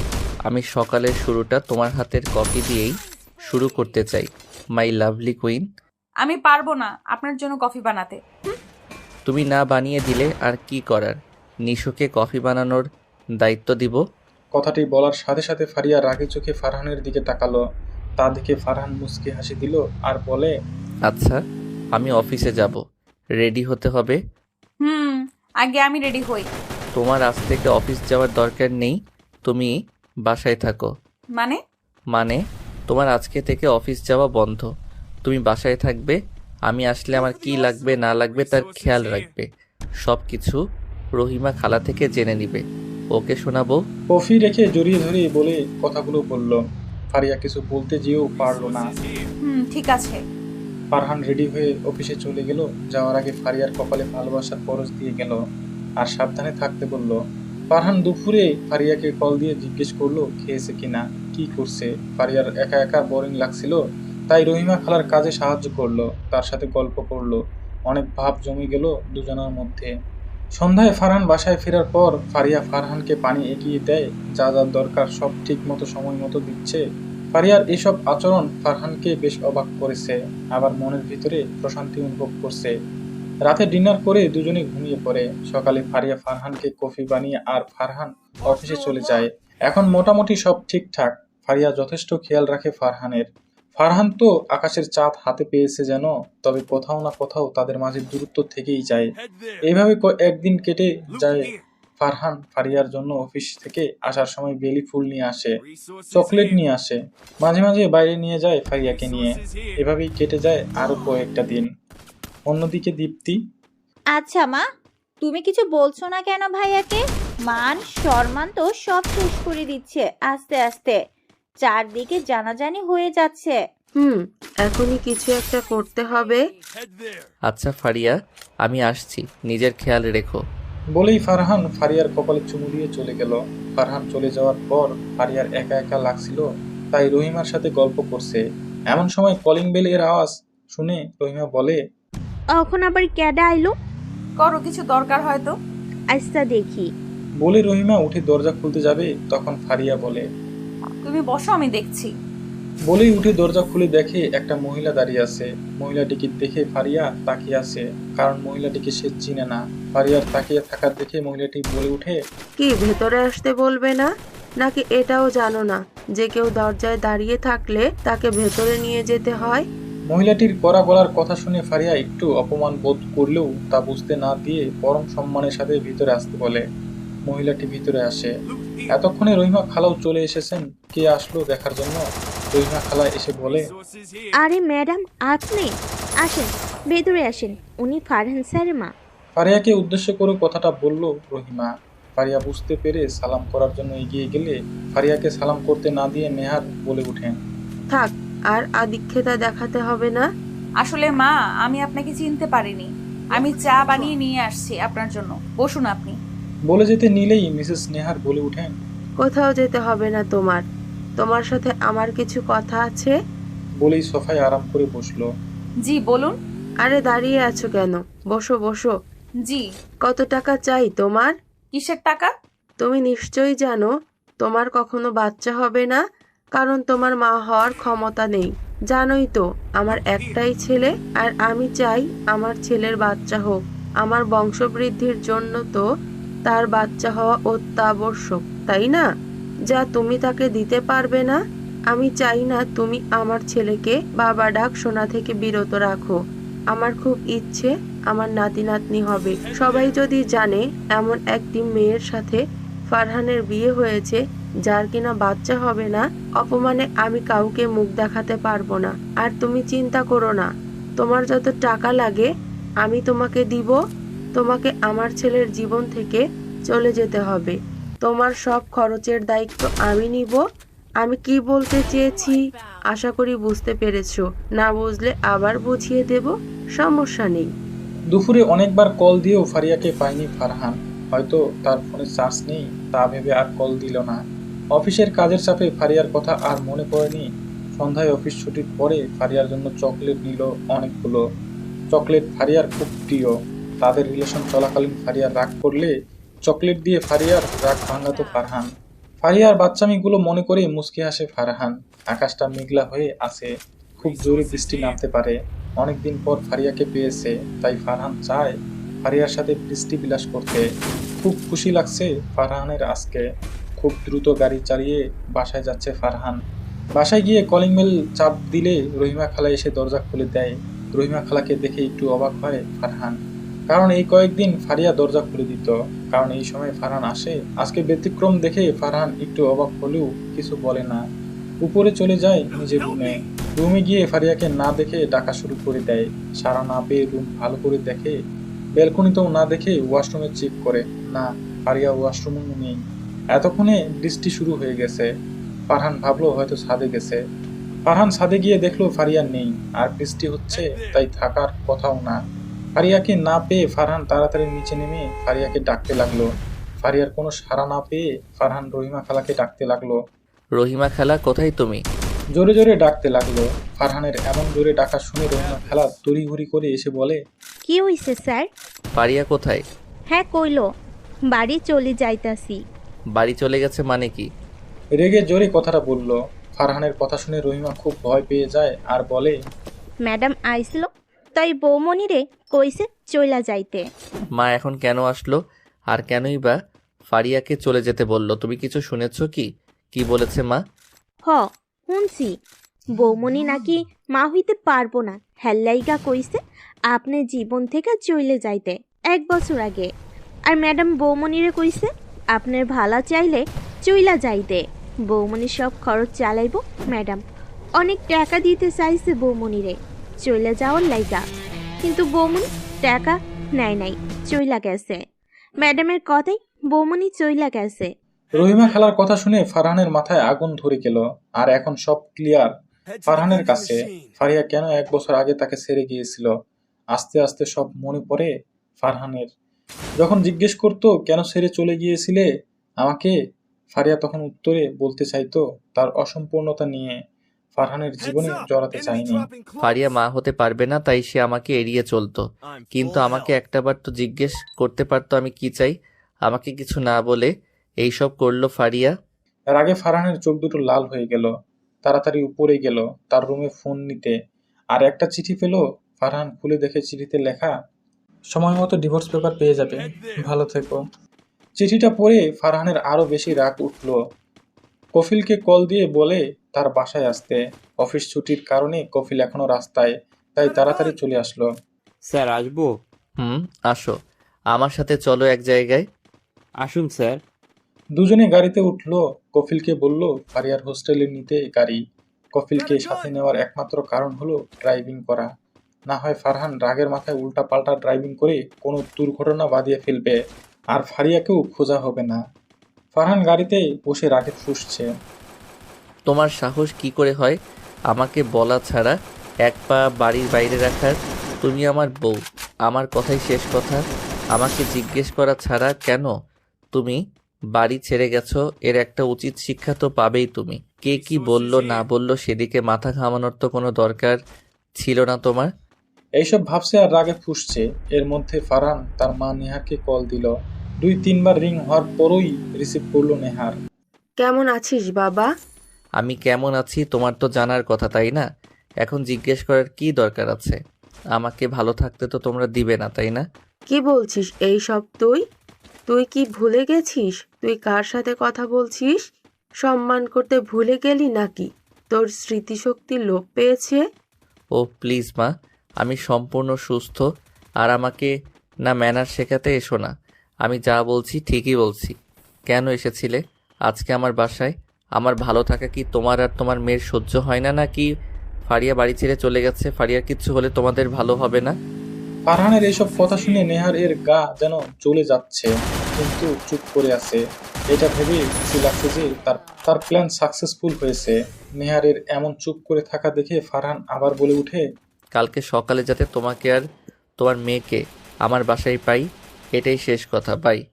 বলেই ফারহান ফোন কেটে দিল। বেচারা কফিল ভয়ে কিছু বলছে না, কারণ ফারহানের এই রাগের সাথে সে পূর্ব পরিচিত। গাড়ি হোস্টেলের সামনে থামতেই ফারহান নেমে ফারিয়াকে খুঁজতে লাগলো। কফিল গিয়ে হোস্টেলের ম্যানেজারের সাথে কথা বলল। উনি বলেছে ফারিয়া নাকি অনেকদিন হলো হোস্টেলে আসে না। ফারহানের বুঝতে বাকি রইল না ফারিয়া তার বাড়ি চলে গেছে। দুজনে গিয়ে গাড়িতে বসলো। রাগে ফারহানের শরীর কাঁপছে মনে হচ্ছে। ফারহান কফিলকে ফারিয়ার ঠিকানা বলল, তাড়াতাড়ি গাড়ি চালাতে বলল। কফিল ফারহানের এমন অবস্থা দেখে ভয়ে ভয়ে গাড়ি চালাতে লাগলো। এর মাঝে ফারহান কফিলকে ধমক দিয়ে বলে উঠল, এত আস্তে গাড়ি চালালে কখন যাব, তোমাকে না নিয়ে আসাই বেটার ছিল। Sorry sir. বলেই জোরে গাড়ি চালাতে লাগলো ভয়ে। অন্যদিকে মিসেস মেহতাজ ঘরে বসে টিভি দেখছিলেন। কলিং বেল এর আওয়াজ শুনে বিরক্ত নিয়ে দরজা খুলে দেখে যে একটা মেয়ে দাঁড়িয়ে আছে। ভালো করে খেয়াল করে দেখলো যে এটা তার একমাত্র মেয়ে ফারিয়া। ফারিয়াকে দেখেই হাউমাউ করে কেঁদে দিলেন মিসেস মেহতাজ। মেহতাজের কান্না শুনে ঘরে থাকা আতিক আব্দুল্লাহ, ফারিয়ার বাবা, ঘর থেকে বেরিয়ে আসেন। এসে দেখেন ফারিয়া বাসায় এসেছে। আর মিসেস মেহতাজ ফারিয়াকে চুমু দিয়ে কান্না করতে করতে বলল, কোথায় চলে গেছিলি তুই? তোকে কত খুঁজলাম। আমাদের কথা কি তোর একটুও মনে পড়েনি মা? একটা বছর কেন দূরে ছিলে আমাদের থেকে? এইসব বলতে লাগলো আর কান্না করতে লাগলো। আতিক সাহেব বলে উঠেন, আরে আমার মামুনিটাকে ঘরে আসতে দিবি তো নাকি? কতদিন পর বাসায় আসলো। ফারিয়া এগিয়ে গিয়ে তার বাবাকে সালাম করলো। তার বাবা ফারিয়াকে বুকে জড়িয়ে নিল এবং ভিতরে নিয়ে গেল। তারপর ফারিয়া তার সমস্যার কথা বলল, কেন ছেড়ে চলে গেছে তাদের সাথে ফারহানের অফিসে জব করা এবং বিয়ের কথা। ফারহানের মায়ের কথা সব বলল। সব শুনে মিসেস মেহতাজ বলেন, ফারিয়ার উচিত ছিল ফারহানকে বিষয়টা জানানো। আতিক সাহেবও বেশি কিছু বললেন না। অনেকদিন পর মেয়েকে কাছে পেয়েছেন, এতেই অনেক খুশি তারা। মিসেস মেহতাজ নিজের হাতে মেয়েকে খাইয়ে দিল। আজকে সবাই মিলে একসাথে খাবার খেলো। দুপুরও রাতে খাবার খেয়ে ফারিয়া তার রুমে চলে গেল। ফারহানের একটা ছবি হাতে নিয়ে শুয়ে আছে ফারিয়া, আর ভাবছে মানুষের জীবনে না চাইতেও অনেক কিছু হয়ে যায়, অনেক কিছু পেয়ে যায়, আর না চাইতেও অনেক কিছু হারিয়ে ফেলতে হয়। ফারহানকে খুব মনে পড়ছে, তার সাথে কাটানো প্রতিটা মুহূর্ত মনে পড়ছে। বাইরে খুব বৃষ্টি হচ্ছে। ফারিয়া শোয়া থেকে উঠে ব্যালকনিতে গিয়ে দাঁড়িয়ে আছে। কিছুক্ষণ পর দেখে একটা গাড়ি তাদের বাড়িতে ঢুকছে। তা দেখে ফারিয়া সন্দেহের দৃষ্টিতে তাকিয়ে আছে। ভালো করে খেয়াল করে দেখে এটা ফারহানের গাড়ি। ফারহানের গাড়ি দেখে ফারিয়া খুব ভয় পেয়ে গেছে। ফারহান গাড়ি থেকে নেমে কলিং বেল চাপতে লাগলো একসাথে। কলিং বেলের এমন আওয়াজ শুনে মিসেস মেহতাজ এর রাগ হলো। তিনি চেঁচিয়ে বলেন, আরে আসতেছি তো, এভাবে কলিং বেল চাপার কি আছে? বলেই দরজা খুলতে আসেন। তার সাথে আতিক সাহেবও আসেন। মেহতাজ দরজা খুলে দেখে যে ফারহান দাঁড়িয়ে আছে। তুমি? আমি। ফারিয়া কোথায়? উপরে আছে ওর রুমে। বলা মাত্রই ফারহান 1 মিনিটও দেরি না করে উপরে চলে গেল। ফারিয়ার রুমে গিয়ে দেখে ফারিয়া বিছানায় বসে আছে। ফারহানকে দেখে দাঁড়িয়ে যায় আর বলে, আপনি কেন এসেছেন? আমি তোকে নিয়ে যেতে এসেছি। আমি যাব না কোথাও আপনার সাথে। আপনাকে এখানে কে আসতে বলেছে? ফারহানের মুখে তুই ডাক শুনে ফারিয়া বুঝে যায় ফারহান প্রচন্ড রেগে আছে, সাথে তার চোখ দুটো লাল হয়ে আছে। চল আমার সাথে। বলেই ফারিয়ার হাত ধরে নিচে নিয়ে যায়। আর ফারিয়া বলে, আমি কোথাও যাব না, ছেড়ে দিন আমাকে। বলে হাত সারানোর চেষ্টা করছে। ফারহান ফারিয়াকে নিচে নিয়ে যায় আর আতিক সাহেবও মিসেস মেহতাজকে উদ্দেশ্য করে বলে, মা বাবা দোয়া করবেন আমার জন্য। আমি ফারিয়াকে এখন নিয়ে যাচ্ছি, আর আমি বলে দিব আপনাদের যাওয়ার জন্য। বলেই ফারহান ফারিয়াকে নিয়ে বেরিয়ে যায়। মেহতাজ আর আতিক সাহেবও কিছু বলেনি, তারা বুঝে গেছেন তার মেয়ের জন্য ফারহানই উপযুক্ত ছেলে। ফারহান ফারিয়াকে জোর করে গাড়িতে উঠায় আর কফিলকে বলে যেন তাড়াতাড়ি গাড়ি চালায়। পুরো রাস্তায় ফারিয়া বারবার চেয়েছে গাড়ি থেকে নামার জন্য, ফারহানের সাথে জোরাজুরি করেছে কিন্তু পারেনি। ফারহানের বাসার সামনে কফিল গাড়ি থামায়, ফারহান ফারিয়াকে টেনে গাড়ি থেকে নামায় আর কফিলকে বলে গাড়ি নিয়ে তার বাসায় চলে যেতে। কফিল বেশি কথা না বাড়িয়ে চলে যায়। ফারহান কলিং বেল চাপ দিতেই রহিমা খালা দরজা খুলে দেয়। মনে হচ্ছিল দরজা খোলার জন্যই দরজার পাশে দাঁড়িয়েছিল। ফারহান ফারিয়াকে উপরে নিজের ঘরে নিয়ে যায় আর হাত ছেড়ে, আমি এখানে থাকবো না, আমি চলে যাব আর আপনাকে ডিভোর্স লেটার পাঠিয়ে দেব। বলেই যেতে চাইলে ফারহান রাগ কন্ট্রোল করতে না পেরে ফারিয়াকে থাপ্পড় মারতে শুরু করে আর বলে, তোর সাহস কি করে হয় আমার অনুমতি ছাড়া বাইরে পা রাখার? তোকে কে কি বলেছে তুই সব আমাকে বলার দরকার ছিল, কারণ আমি তোর বর। তোর সকল ভালো মন্দ দেখার দায়িত্ব আমার। তোকে কি অন্য কেউ বিয়ে করেছে যে তুই তাদের কথা শুনবি? তোর খুব শখ না আমাকে ডিভোর্স দেওয়ার? তোর এই শখ কখনো পূরণ হবে না আমি বেঁচে থাকতে, বুঝলি? ফারহান এইসব বলতে লাগলো আর ফারিয়াকে থাপ্পড় মারতে লাগলো। ফারিয়ার ঠোঁট কেটে রক্ত বের হচ্ছে। থাপ্পড়ের জন্য তাও ফারিয়া কিছু বলছে না, কান্না করেই যাচ্ছে। এত জোরে থাপ্পড় দিচ্ছে ফারিয়া পড়ে যায়। ফারহান ফারিয়ার চুলের মুঠি ধরে টানতে টানতে ছাদে নিয়ে যায় আর ফারিয়া বলতে থাকে, আমার লাগছে, প্লিজ আমাকে ছেড়ে দিন। ফারহান ফারিয়ার কোনো কথা শুনছে না। ফারিয়াকে ছাদে নিয়ে গিয়ে দরজা খুলে বৃষ্টির মধ্যে ছাদে রেখে আসে। দরজা লক করে নিচে এসে ফারহান রাগে অনেক কিছু ভেঙে ফেলে আর অফিসের জামা খুলে ছুঁড়ে ফেলে দিয়ে বসে আছে সোফায়। প্রায় 1.5 ঘন্টা পর ফারহানের মনে হলো এ কি করলো, সে খুব বেশি বাড়াবাড়ি করে ফেলেছে আজকে। ফারিয়ার কথা মনে পড়তেই দেখে এখনো বৃষ্টি হচ্ছে। ফারহান ছাদে গিয়ে দেখে ফারিয়া নিচে পড়ে আছে সেন্সলেস হয়ে। ফারহান কয়েকবার ডাক দেয় কিন্তু ফারিয়া কোনো সাড়া দেয় না। ফারহান গায়ে হাত দিয়ে দেখে পুরো শরীর ঠান্ডা হয়ে আছে। তা দেখে ফারহান পুরোপুরিভাবে ঘাবড়ে যায়। দেরি না করেই ফারহান ফারিয়াকে কোলে তুলে নেয় আর রুমে নিয়ে আসে। রুমে নিয়ে এসে রহিমা খালাকে ডেকে আনে ফারিয়ার কাপড় চেঞ্জ করে দেওয়ার জন্য। রহিমা খালা কাপড় চেঞ্জ করিয়ে চলে যায়। ফারহানের রুমে ঢুকে দেখে ফারিয়ার কাঁপুনি দিয়ে জ্বর এসেছে। ফারহান ফারিয়ার গায়ে কম্বল দেয় আর ডাক্তারের কাছে কল করে সব বলে যে ফারিয়া বৃষ্টিতে ভিজে সেন্সলেস হয়ে গেছে। দরজায় দাঁড়িয়ে পায়চারি করছে আর ডাক্তারের জন্য অপেক্ষা করছে ফারহান। কলিং বেলের আওয়াজ শুনেই দরজা খুলে দেয় ফারহান। আসুন ডাক্তার আয়ান। বলেই অস্থিরতা নিয়ে ডাক্তারকে ভেতরে নিয়ে গেল ফারহানের রুমে। ডাক্তার আয়ান ফারিয়াকে দেখে বলে, ভয়ের কোনো কারণ নেই, বেশি ঠান্ডা লাগার কারণে সেন্সলেস হয়ে গেছে আর জ্বর আসছে। তা ফারহান বিয়ে কবে করলে? আর এভাবে একটা মেয়েকে কেউ মারে? ফারিয়ার গালে আঙুলের দাগ ঠোঁট কেটে ফুলে যাওয়া দেখে বলল, আসলে তাকে আর বলতে হবে না, সংসার এমন অনেক ছোটোখাটো সমস্যা হয়, বউকে মারতে হয় না, ভালোবাসা দিয়ে বোঝাতে হয়। মেয়েটাকে তার বাবা মা ভরসা করে তোমার সাথে বিয়ে দিয়েছে, এভাবে মারা কি দরকার ছিল? দেখো কত নিষ্পাপ লাগছে দেখতে। নেক্সট টাইম এমন কিছু করো না। আচ্ছা, আমি এখানে কিছু ব্যথার ওষুধ আর জ্বরের ওষুধ দিচ্ছি, এগুলো খাওয়াবে ঠিক মতো। আমি আসছি। দুঃখিত এত রাতে বিরক্ত করার জন্য। আরে এটা আমাদের দায়িত্ব। চলুন আপনাকে এগিয়ে দিয়ে আসি। না না, আমি একাই চলে যেতে পারবো। বলেই ডাক্তার চলে গেল। ফারহানের ভিতরে অপরাধ বোধ হতে থাকে খুব। ডাক্তারের কথায় খুব লজ্জা পেয়েছিল। রাগের মাথায় কি করে ফেলল সে। ফারহান ফারিয়ার কাছে এসে দেখে ফারিয়ার শরীর কাঁপছে।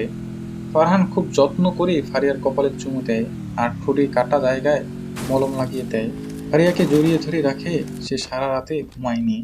সকালে ফারিয়ার ঘুম ভেঙে দেখে ফারহানের বুকের উপর ঘুমিয়ে আছে আর ফারহান তার দিকে তাকিয়ে আছে।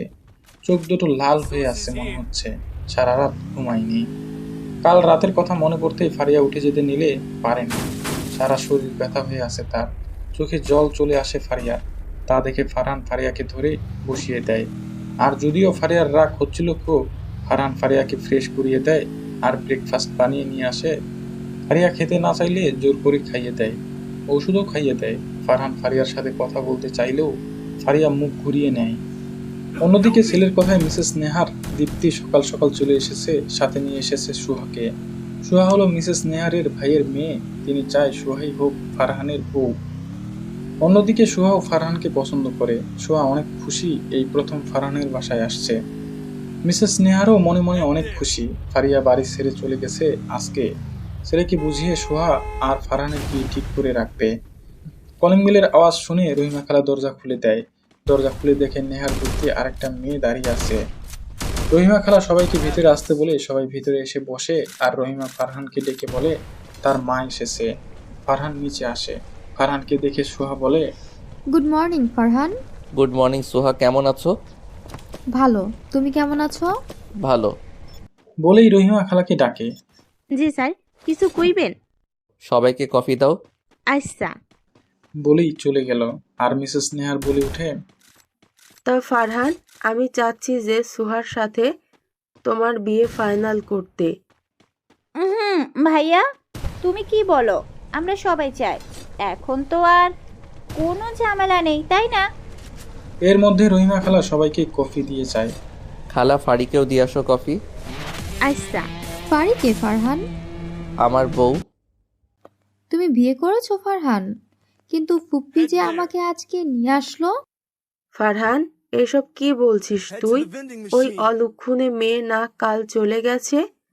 তুমি কি ভাবছো আমি ওর রূপগুণ দেখে ভালোবেসেছি, নাকি যে ওর অসম্পূর্ণতার কথা শুনে ওকে ছুঁড়ে ফেলে দিব? ভুল ভাবছো তুমি। তোমার কথায় ও বাসা থেকে চলে গিয়েছিল ঠিকই, কাল রাতেই আমি ওকে নিয়ে আসি। ভাইয়া, তোমার মাথা ঠিক আছে? তুমি ওকে আবার নিয়ে এসেছো বাসায়? দীপ্তি, তুই চুপ কর। বড়দের কথার মাঝে কথা বলবি না। চুপ করবো মানে? ও চলে যাবার পরও কেন নিয়ে আসছো? আমরা মানুষের কথা শুনতে পারবো না। দীপ্তি, তোকে চুপ করতে বলছি। এখন তো আমাকে চুপ করতেই হবে। মানুষ তো আমাদের কথা শোনাবে। মা, তুমি কিছু বলছো না কেন? একটা থাপ্পড় দিব। মানুষের কথার খবর তুই কি রাখিস? তোর যখন বাচ্চা নষ্ট হয়ে গেছিল, তাসিন কি ডিভোর্স দিয়ে দিয়েছে? তারপর থেকে যে বাচ্চা হচ্ছে না, কই তাসিন তো তোকে ছেড়ে যাসনি, বরং বলেছে আমাদের বাসায় থাকতে। যখন তোর শাশুড়ি মেনে নিবে তখন তোকে আবার নিয়ে যাবে। এই যে এতদিন বাবার বাসায় পড়ে আছিস, মানুষ তো আমাকে কথা শোনায়। কি সমস্যা তোমার বোনের? তোমার বোন শ্বশুরবাড়ি যায় না কেন? আমি কি তোকে কখনো কিছু বলেছি? পাড়া প্রতিবেশী তো আমাকে কথা শোনায় তোকে নিয়ে। কই আমি তো কখনো অভিযোগ করিনি বাসায়। অন্যের দিকে আঙুল তোলার আগে নিজের দিকে তোল। তুই কেমন তা চিন্তা কর। আর মা, তোমাকে বলি, সব মানুষের সব কিছু ধারণ ক্ষমতা আল্লাহ দেয়নি। আল্লাহ চাইলে তো আমাদের বাচ্চা হতেই পারে, তাই না? তুমি কেন বুঝতে চেষ্টা করছো না? তুমি কি চাও না আমি ভালো থাকি? আর অনেক মানুষেরই তো বাচ্চা হয়, তাই না? ওদের কি ডিভোর্স দিয়ে দিতে হবে? তাই বলে প্রয়োজনে বাচ্চা দত্তক নিব? আর আল্লাহ ইচ্ছে করলে তো আমাদের ঘরে বাচ্চা দিতে পারে, তাই না? তোমরা একজন মেয়ে হয়ে অন্য একজন মেয়ের সংসার কিভাবে ভাঙতে চাও? তোমাদের মতো কিছু মহিলার কারণে অনেক নারী শান্তিমতো সংসার করতে পারে না। যে সংসারে শান্তি নেই সেখানে বাচ্চা দিয়ে কি হবে? কখনো ভেবে দেখেছো? আমি যদি ফারিয়াকে নিয়ে সুখী হই তাহলে তো তোমার খুশি হওয়ার কথা। তাই দয়া করে ফারিয়াকে আমার থেকে আর আলাদা করার চেষ্টা করো না, প্লিজ মা, হাত জোর করে বলছি। আমার কোনো বাচ্চা লাগবে না। আমি ওকে ভালোবাসি। বাচ্চা হলেও বাসবো, না হলেও বাসবো। আমি যদি 1 বছর আগে জানতাম ফারিয়া এই সামান্য কারণে আমাকে ছেড়ে গেছে, তাহলে তখনই খুঁজে বের করে বিয়ে করে ফেলতাম। 1টা বছর আমাকে তিলে তিলে মরতে হতো না। যদি এটা কোনো মোহ বা আবেগ হতো তাহলে আমি ওকে 1 বছর আগেই ভুলে যেতে পারতাম। আমার নিজের জীবন সম্পর্কে বোঝার যথেষ্ট জ্ঞান আছে। আমি এখন ছোট নই, নিজের ভালো খারাপ সব বুঝি। তোমরা যদি বলো আমি তোমাদের সব কিছু ছেড়ে চলে যাব, কখন আর তোমাদের সামনে দাঁড়াবো না, সম্পত্তির দাবিও করব না। আমি ফারিয়াকে নিয়ে থাকতে চাই কারণ আমি ওকে খুব ভালোবাসি। ফুপ্পি, তুমি তো আমাকে আগে বলনি ফারহান কাউকে ভালোবাসে বা বিয়ে করেছে। আমাকে বললে তো আমি আর আগ্রহ করতাম না। আর ফুপ্পি, ফারহান যাকে নিয়ে সুখে থাকতে চায় হোক না। আর সত্যি তো, বাচ্চা কাচ্চা এসব আল্লাহর দান। আল্লাহ চাইলে কি না করতে পারে। মিসেস নেহার এতক্ষণ পর মুখ খুললেন। ফারহান, আমি সত্যিই দুঃখিত। আমি সব সময় ভেবে গেছি সমাজের মানুষ কি বলবে, প্রতিবেশীরা কি বলবে। আমার তোমার দিকটা ভাবার দরকার ছিল। তোমার খুশিতে আমার খুশি হওয়ার দরকার ছিল। সত্যিই তো, বাচ্চা হলেই তো সব সম্পর্ক ঠিক থাকে না। একটা সম্পর্ক তো ভালোবাসার বন্ধন, এর ওপর নির্ভর করে। আমি ফারিয়ার বাবা মায়ের সাথে কথা বলতে চাই। ফারহান তার মাকে জড়িয়ে ধরে মিসেস নেহারও পরম আদরে ছেলেকে বুকে জড়িয়ে নেয় আর বলেন, আমার ছেলেটা কত বড় হয়ে গেছে, কত কিছু বুঝে। ফারহানের এমন কথায় দীপ্তি সোফায় বসে বসে কান্না করছে। ফারহান এটা দেখে হাঁটু গেড়ে দীপ্তির সামনে বসে বলে, লক্ষ্মী বোন, কান্না করিস না। আমি এভাবে কষ্ট দিতে চাইনি, ক্ষমা করে দে তোর ভাইকে। ক্ষমা করতে পারি এক শর্তে। আমি সব শর্ত মানতে রাজি আছি, বলুন মহারানী। তাহলে তোমাকে আবার বিয়ে করতে হবে ভাবিকে। দীপ্তির এমন কথা শুনে ফারহান হো হো করে হেসে দেয় আর বলে, তোর শর্তে আমি রাজি। তাহলে আমরা আজকে বাসায় যাই, শপিং করতে হবে। উফ, আমার কত কাজ। না, আজকে বাসায় যেতে হবে না, এখানে থাক। তোরা সোয়াকে নিয়ে এলি। না বাবা, সুহা পরে আবার আসবে, এখন অনেক কাজ। সবাইকে ইনভাইট করতে হবে, তোর বিয়ের কার্ড ছাপাতে হবে, ফারিয়ার বাবা মায়ের সাথে কথা বলতে হবে। আমরা বরং আজ যাই। মিসেস নেহার, দীপ্তি আর সোহা চলে গেল। এতক্ষণ উপর থেকে দাঁড়িয়ে সব দেখলো ফারিয়া। নিজের প্রতি এমন ভালোবাসা দেখে খুব অবাক হয়। ফারিয়া নিজে কখনোই ভাবেনি ফারহান তাকে এতটা ভালোবাসে। খুব আফসোস হচ্ছে ফারহানকে এভাবে কষ্ট দেওয়াতে, কিন্তু তা ফারহানকে কিছুতেই বুঝতে দেবে না ফারিয়া। ফারহানের মা চলে যাওয়ার পর ফারিয়া রুমে এসে শুয়ে থাকে। ফারহান কফিলের কাছে কল দিয়ে বলে আজকে অফিসে যাবে না, সে যাতে সব দেখে রাখে। ফারহান অনেকক্ষণ পর রুমে আসে, এসে দেখে ফারিয়া শুয়ে আছে। ফারহান ফারিয়ার পাশে গিয়ে হাত ধরে বলে, কালকে রাতের জন্য আমি সত্যি দুঃখিত জান। ফারিয়া কিছু না বলে হাতটা ছাড়িয়ে নিল। দুপুরে ফারিয়া ফ্রেশ হয়ে এসে দেখে ফারহান খাবার নিয়ে বসে আছে। বসো, আমি খাইয়ে দিচ্ছি তোমাকে। ফারিয়া কিছু না বলে ব্যালকনিতে গিয়ে দাঁড়িয়ে থাকে আর ফারহান বলে উঠে, সকাল থেকে আমি কিছু খাইনি, সে খবর তো কেউ রাখে না। এখন যদি খাবার খেতে না আসো, আমি এখনো খাবো না। আমি মরে গেলেও তো কারো কোনো সমস্যা হবে না এখন। ফারহানের কথা শুনে ফারিয়া রুমে ঢুকেই ফারহানের কোলে বসে পড়ে। আর এটা দেখে ফারহান মুচকি হেসে ফারিয়াকে খাইয়ে দিতে শুরু করে। 2 লোকমা খাওয়ার পর ফারিয়া আর খাচ্ছে না দেখে ফারহান বলে, হা করো। ফারিয়া কিচ্ছু বলছে না, খাচ্ছেও না। ফারহান কিছু একটা ভেবে খাবার তার মুখে নেয়। তারপর আবার ফারিয়া খেতে শুরু করে। দুজনে খেয়ে নেয়। ফারিয়াকে ওষুধ খাইয়ে দেয় ফারহান। ফারিয়া শুয়ে থাকে। ফারহান এসে ফারিয়াকে বুকে নিয়ে শুয়ে থাকে। কেউ কোনো কথা বলে না। শরীর দুর্বল থাকায় ফারিয়া কখন ঘুমিয়ে গেছে সে নিজেও জানে না। ফারিয়া ঘুমানোর পর ফারহান ফারিয়াকে রেখে আস্তে করে উঠে চলে যায়। সন্ধ্যায় ফারিয়ার ঘুম ভাঙে। ফারিয়া উঠে ফ্রেশ হয়ে নেয়। এখন শরীর মোটামুটি সুস্থ লাগছে তার। অন্যদিকে ফারহানকে রুমে না দেখে ভাবলো হয়তো অফিসের কাজ করছে, কিন্তু অনেকক্ষণ পরেও যখন ফারহানকে দেখতে পেল না, ফারিয়ার মনের ভেতর অস্থিরতা শুরু হয়ে যায়। রহিমা খালার কাছে বারবার গিয়েও জিজ্ঞেস করতে পারছে না ফারহান কোথায়, বারবার ফিরে যাচ্ছে। রহিমা খালা ফারিয়ার এমন আচরণ দেখে মুস্কি মুস্কি হাসছে। তা দেখে ফারিয়া রুমে গিয়ে বসে আছে মন খারাপ করে। অনেকক্ষণ পর ফারিয়ার ফোনে মেসেজের শব্দ হলো। ফোন হাতে নিয়ে দেখে অচেনা নাম্বার থেকে একটা মেসেজ লেখা। বউ একটু ছাদে আসবে, অপেক্ষায় আছি। মেসেজ দেখে ফারিয়ার বুঝতে বাকি রইল না এটা ফারহান। আরেকটা মেসেজ আসে, বিছানায় একটা গিফট বক্স রাখা আছে, তাতে একটা শাড়ি আছে, ওটা পরে এসো প্লিজ প্লিজ বউ। ফারিয়া মুস্কি এসে ফোন রেখে শাড়ি পরে নেয়। চোখে গাঢ় করে কাজল দেয় আর চুলগুলো ছেড়ে দেয়। কপালে ছোট্ট একটা কালো টিপ দিয়ে ছাদে চলে যায়।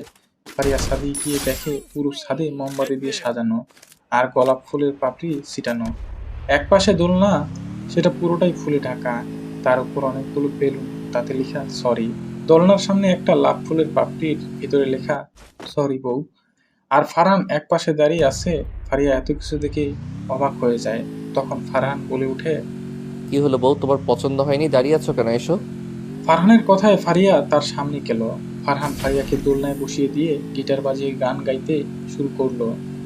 मेरी राहें तेरे तक है, तुझ पे ही तो मेरा हक है, इश्क मेरा तू बस हक है, तुझ पे ही तो मेरा हक है।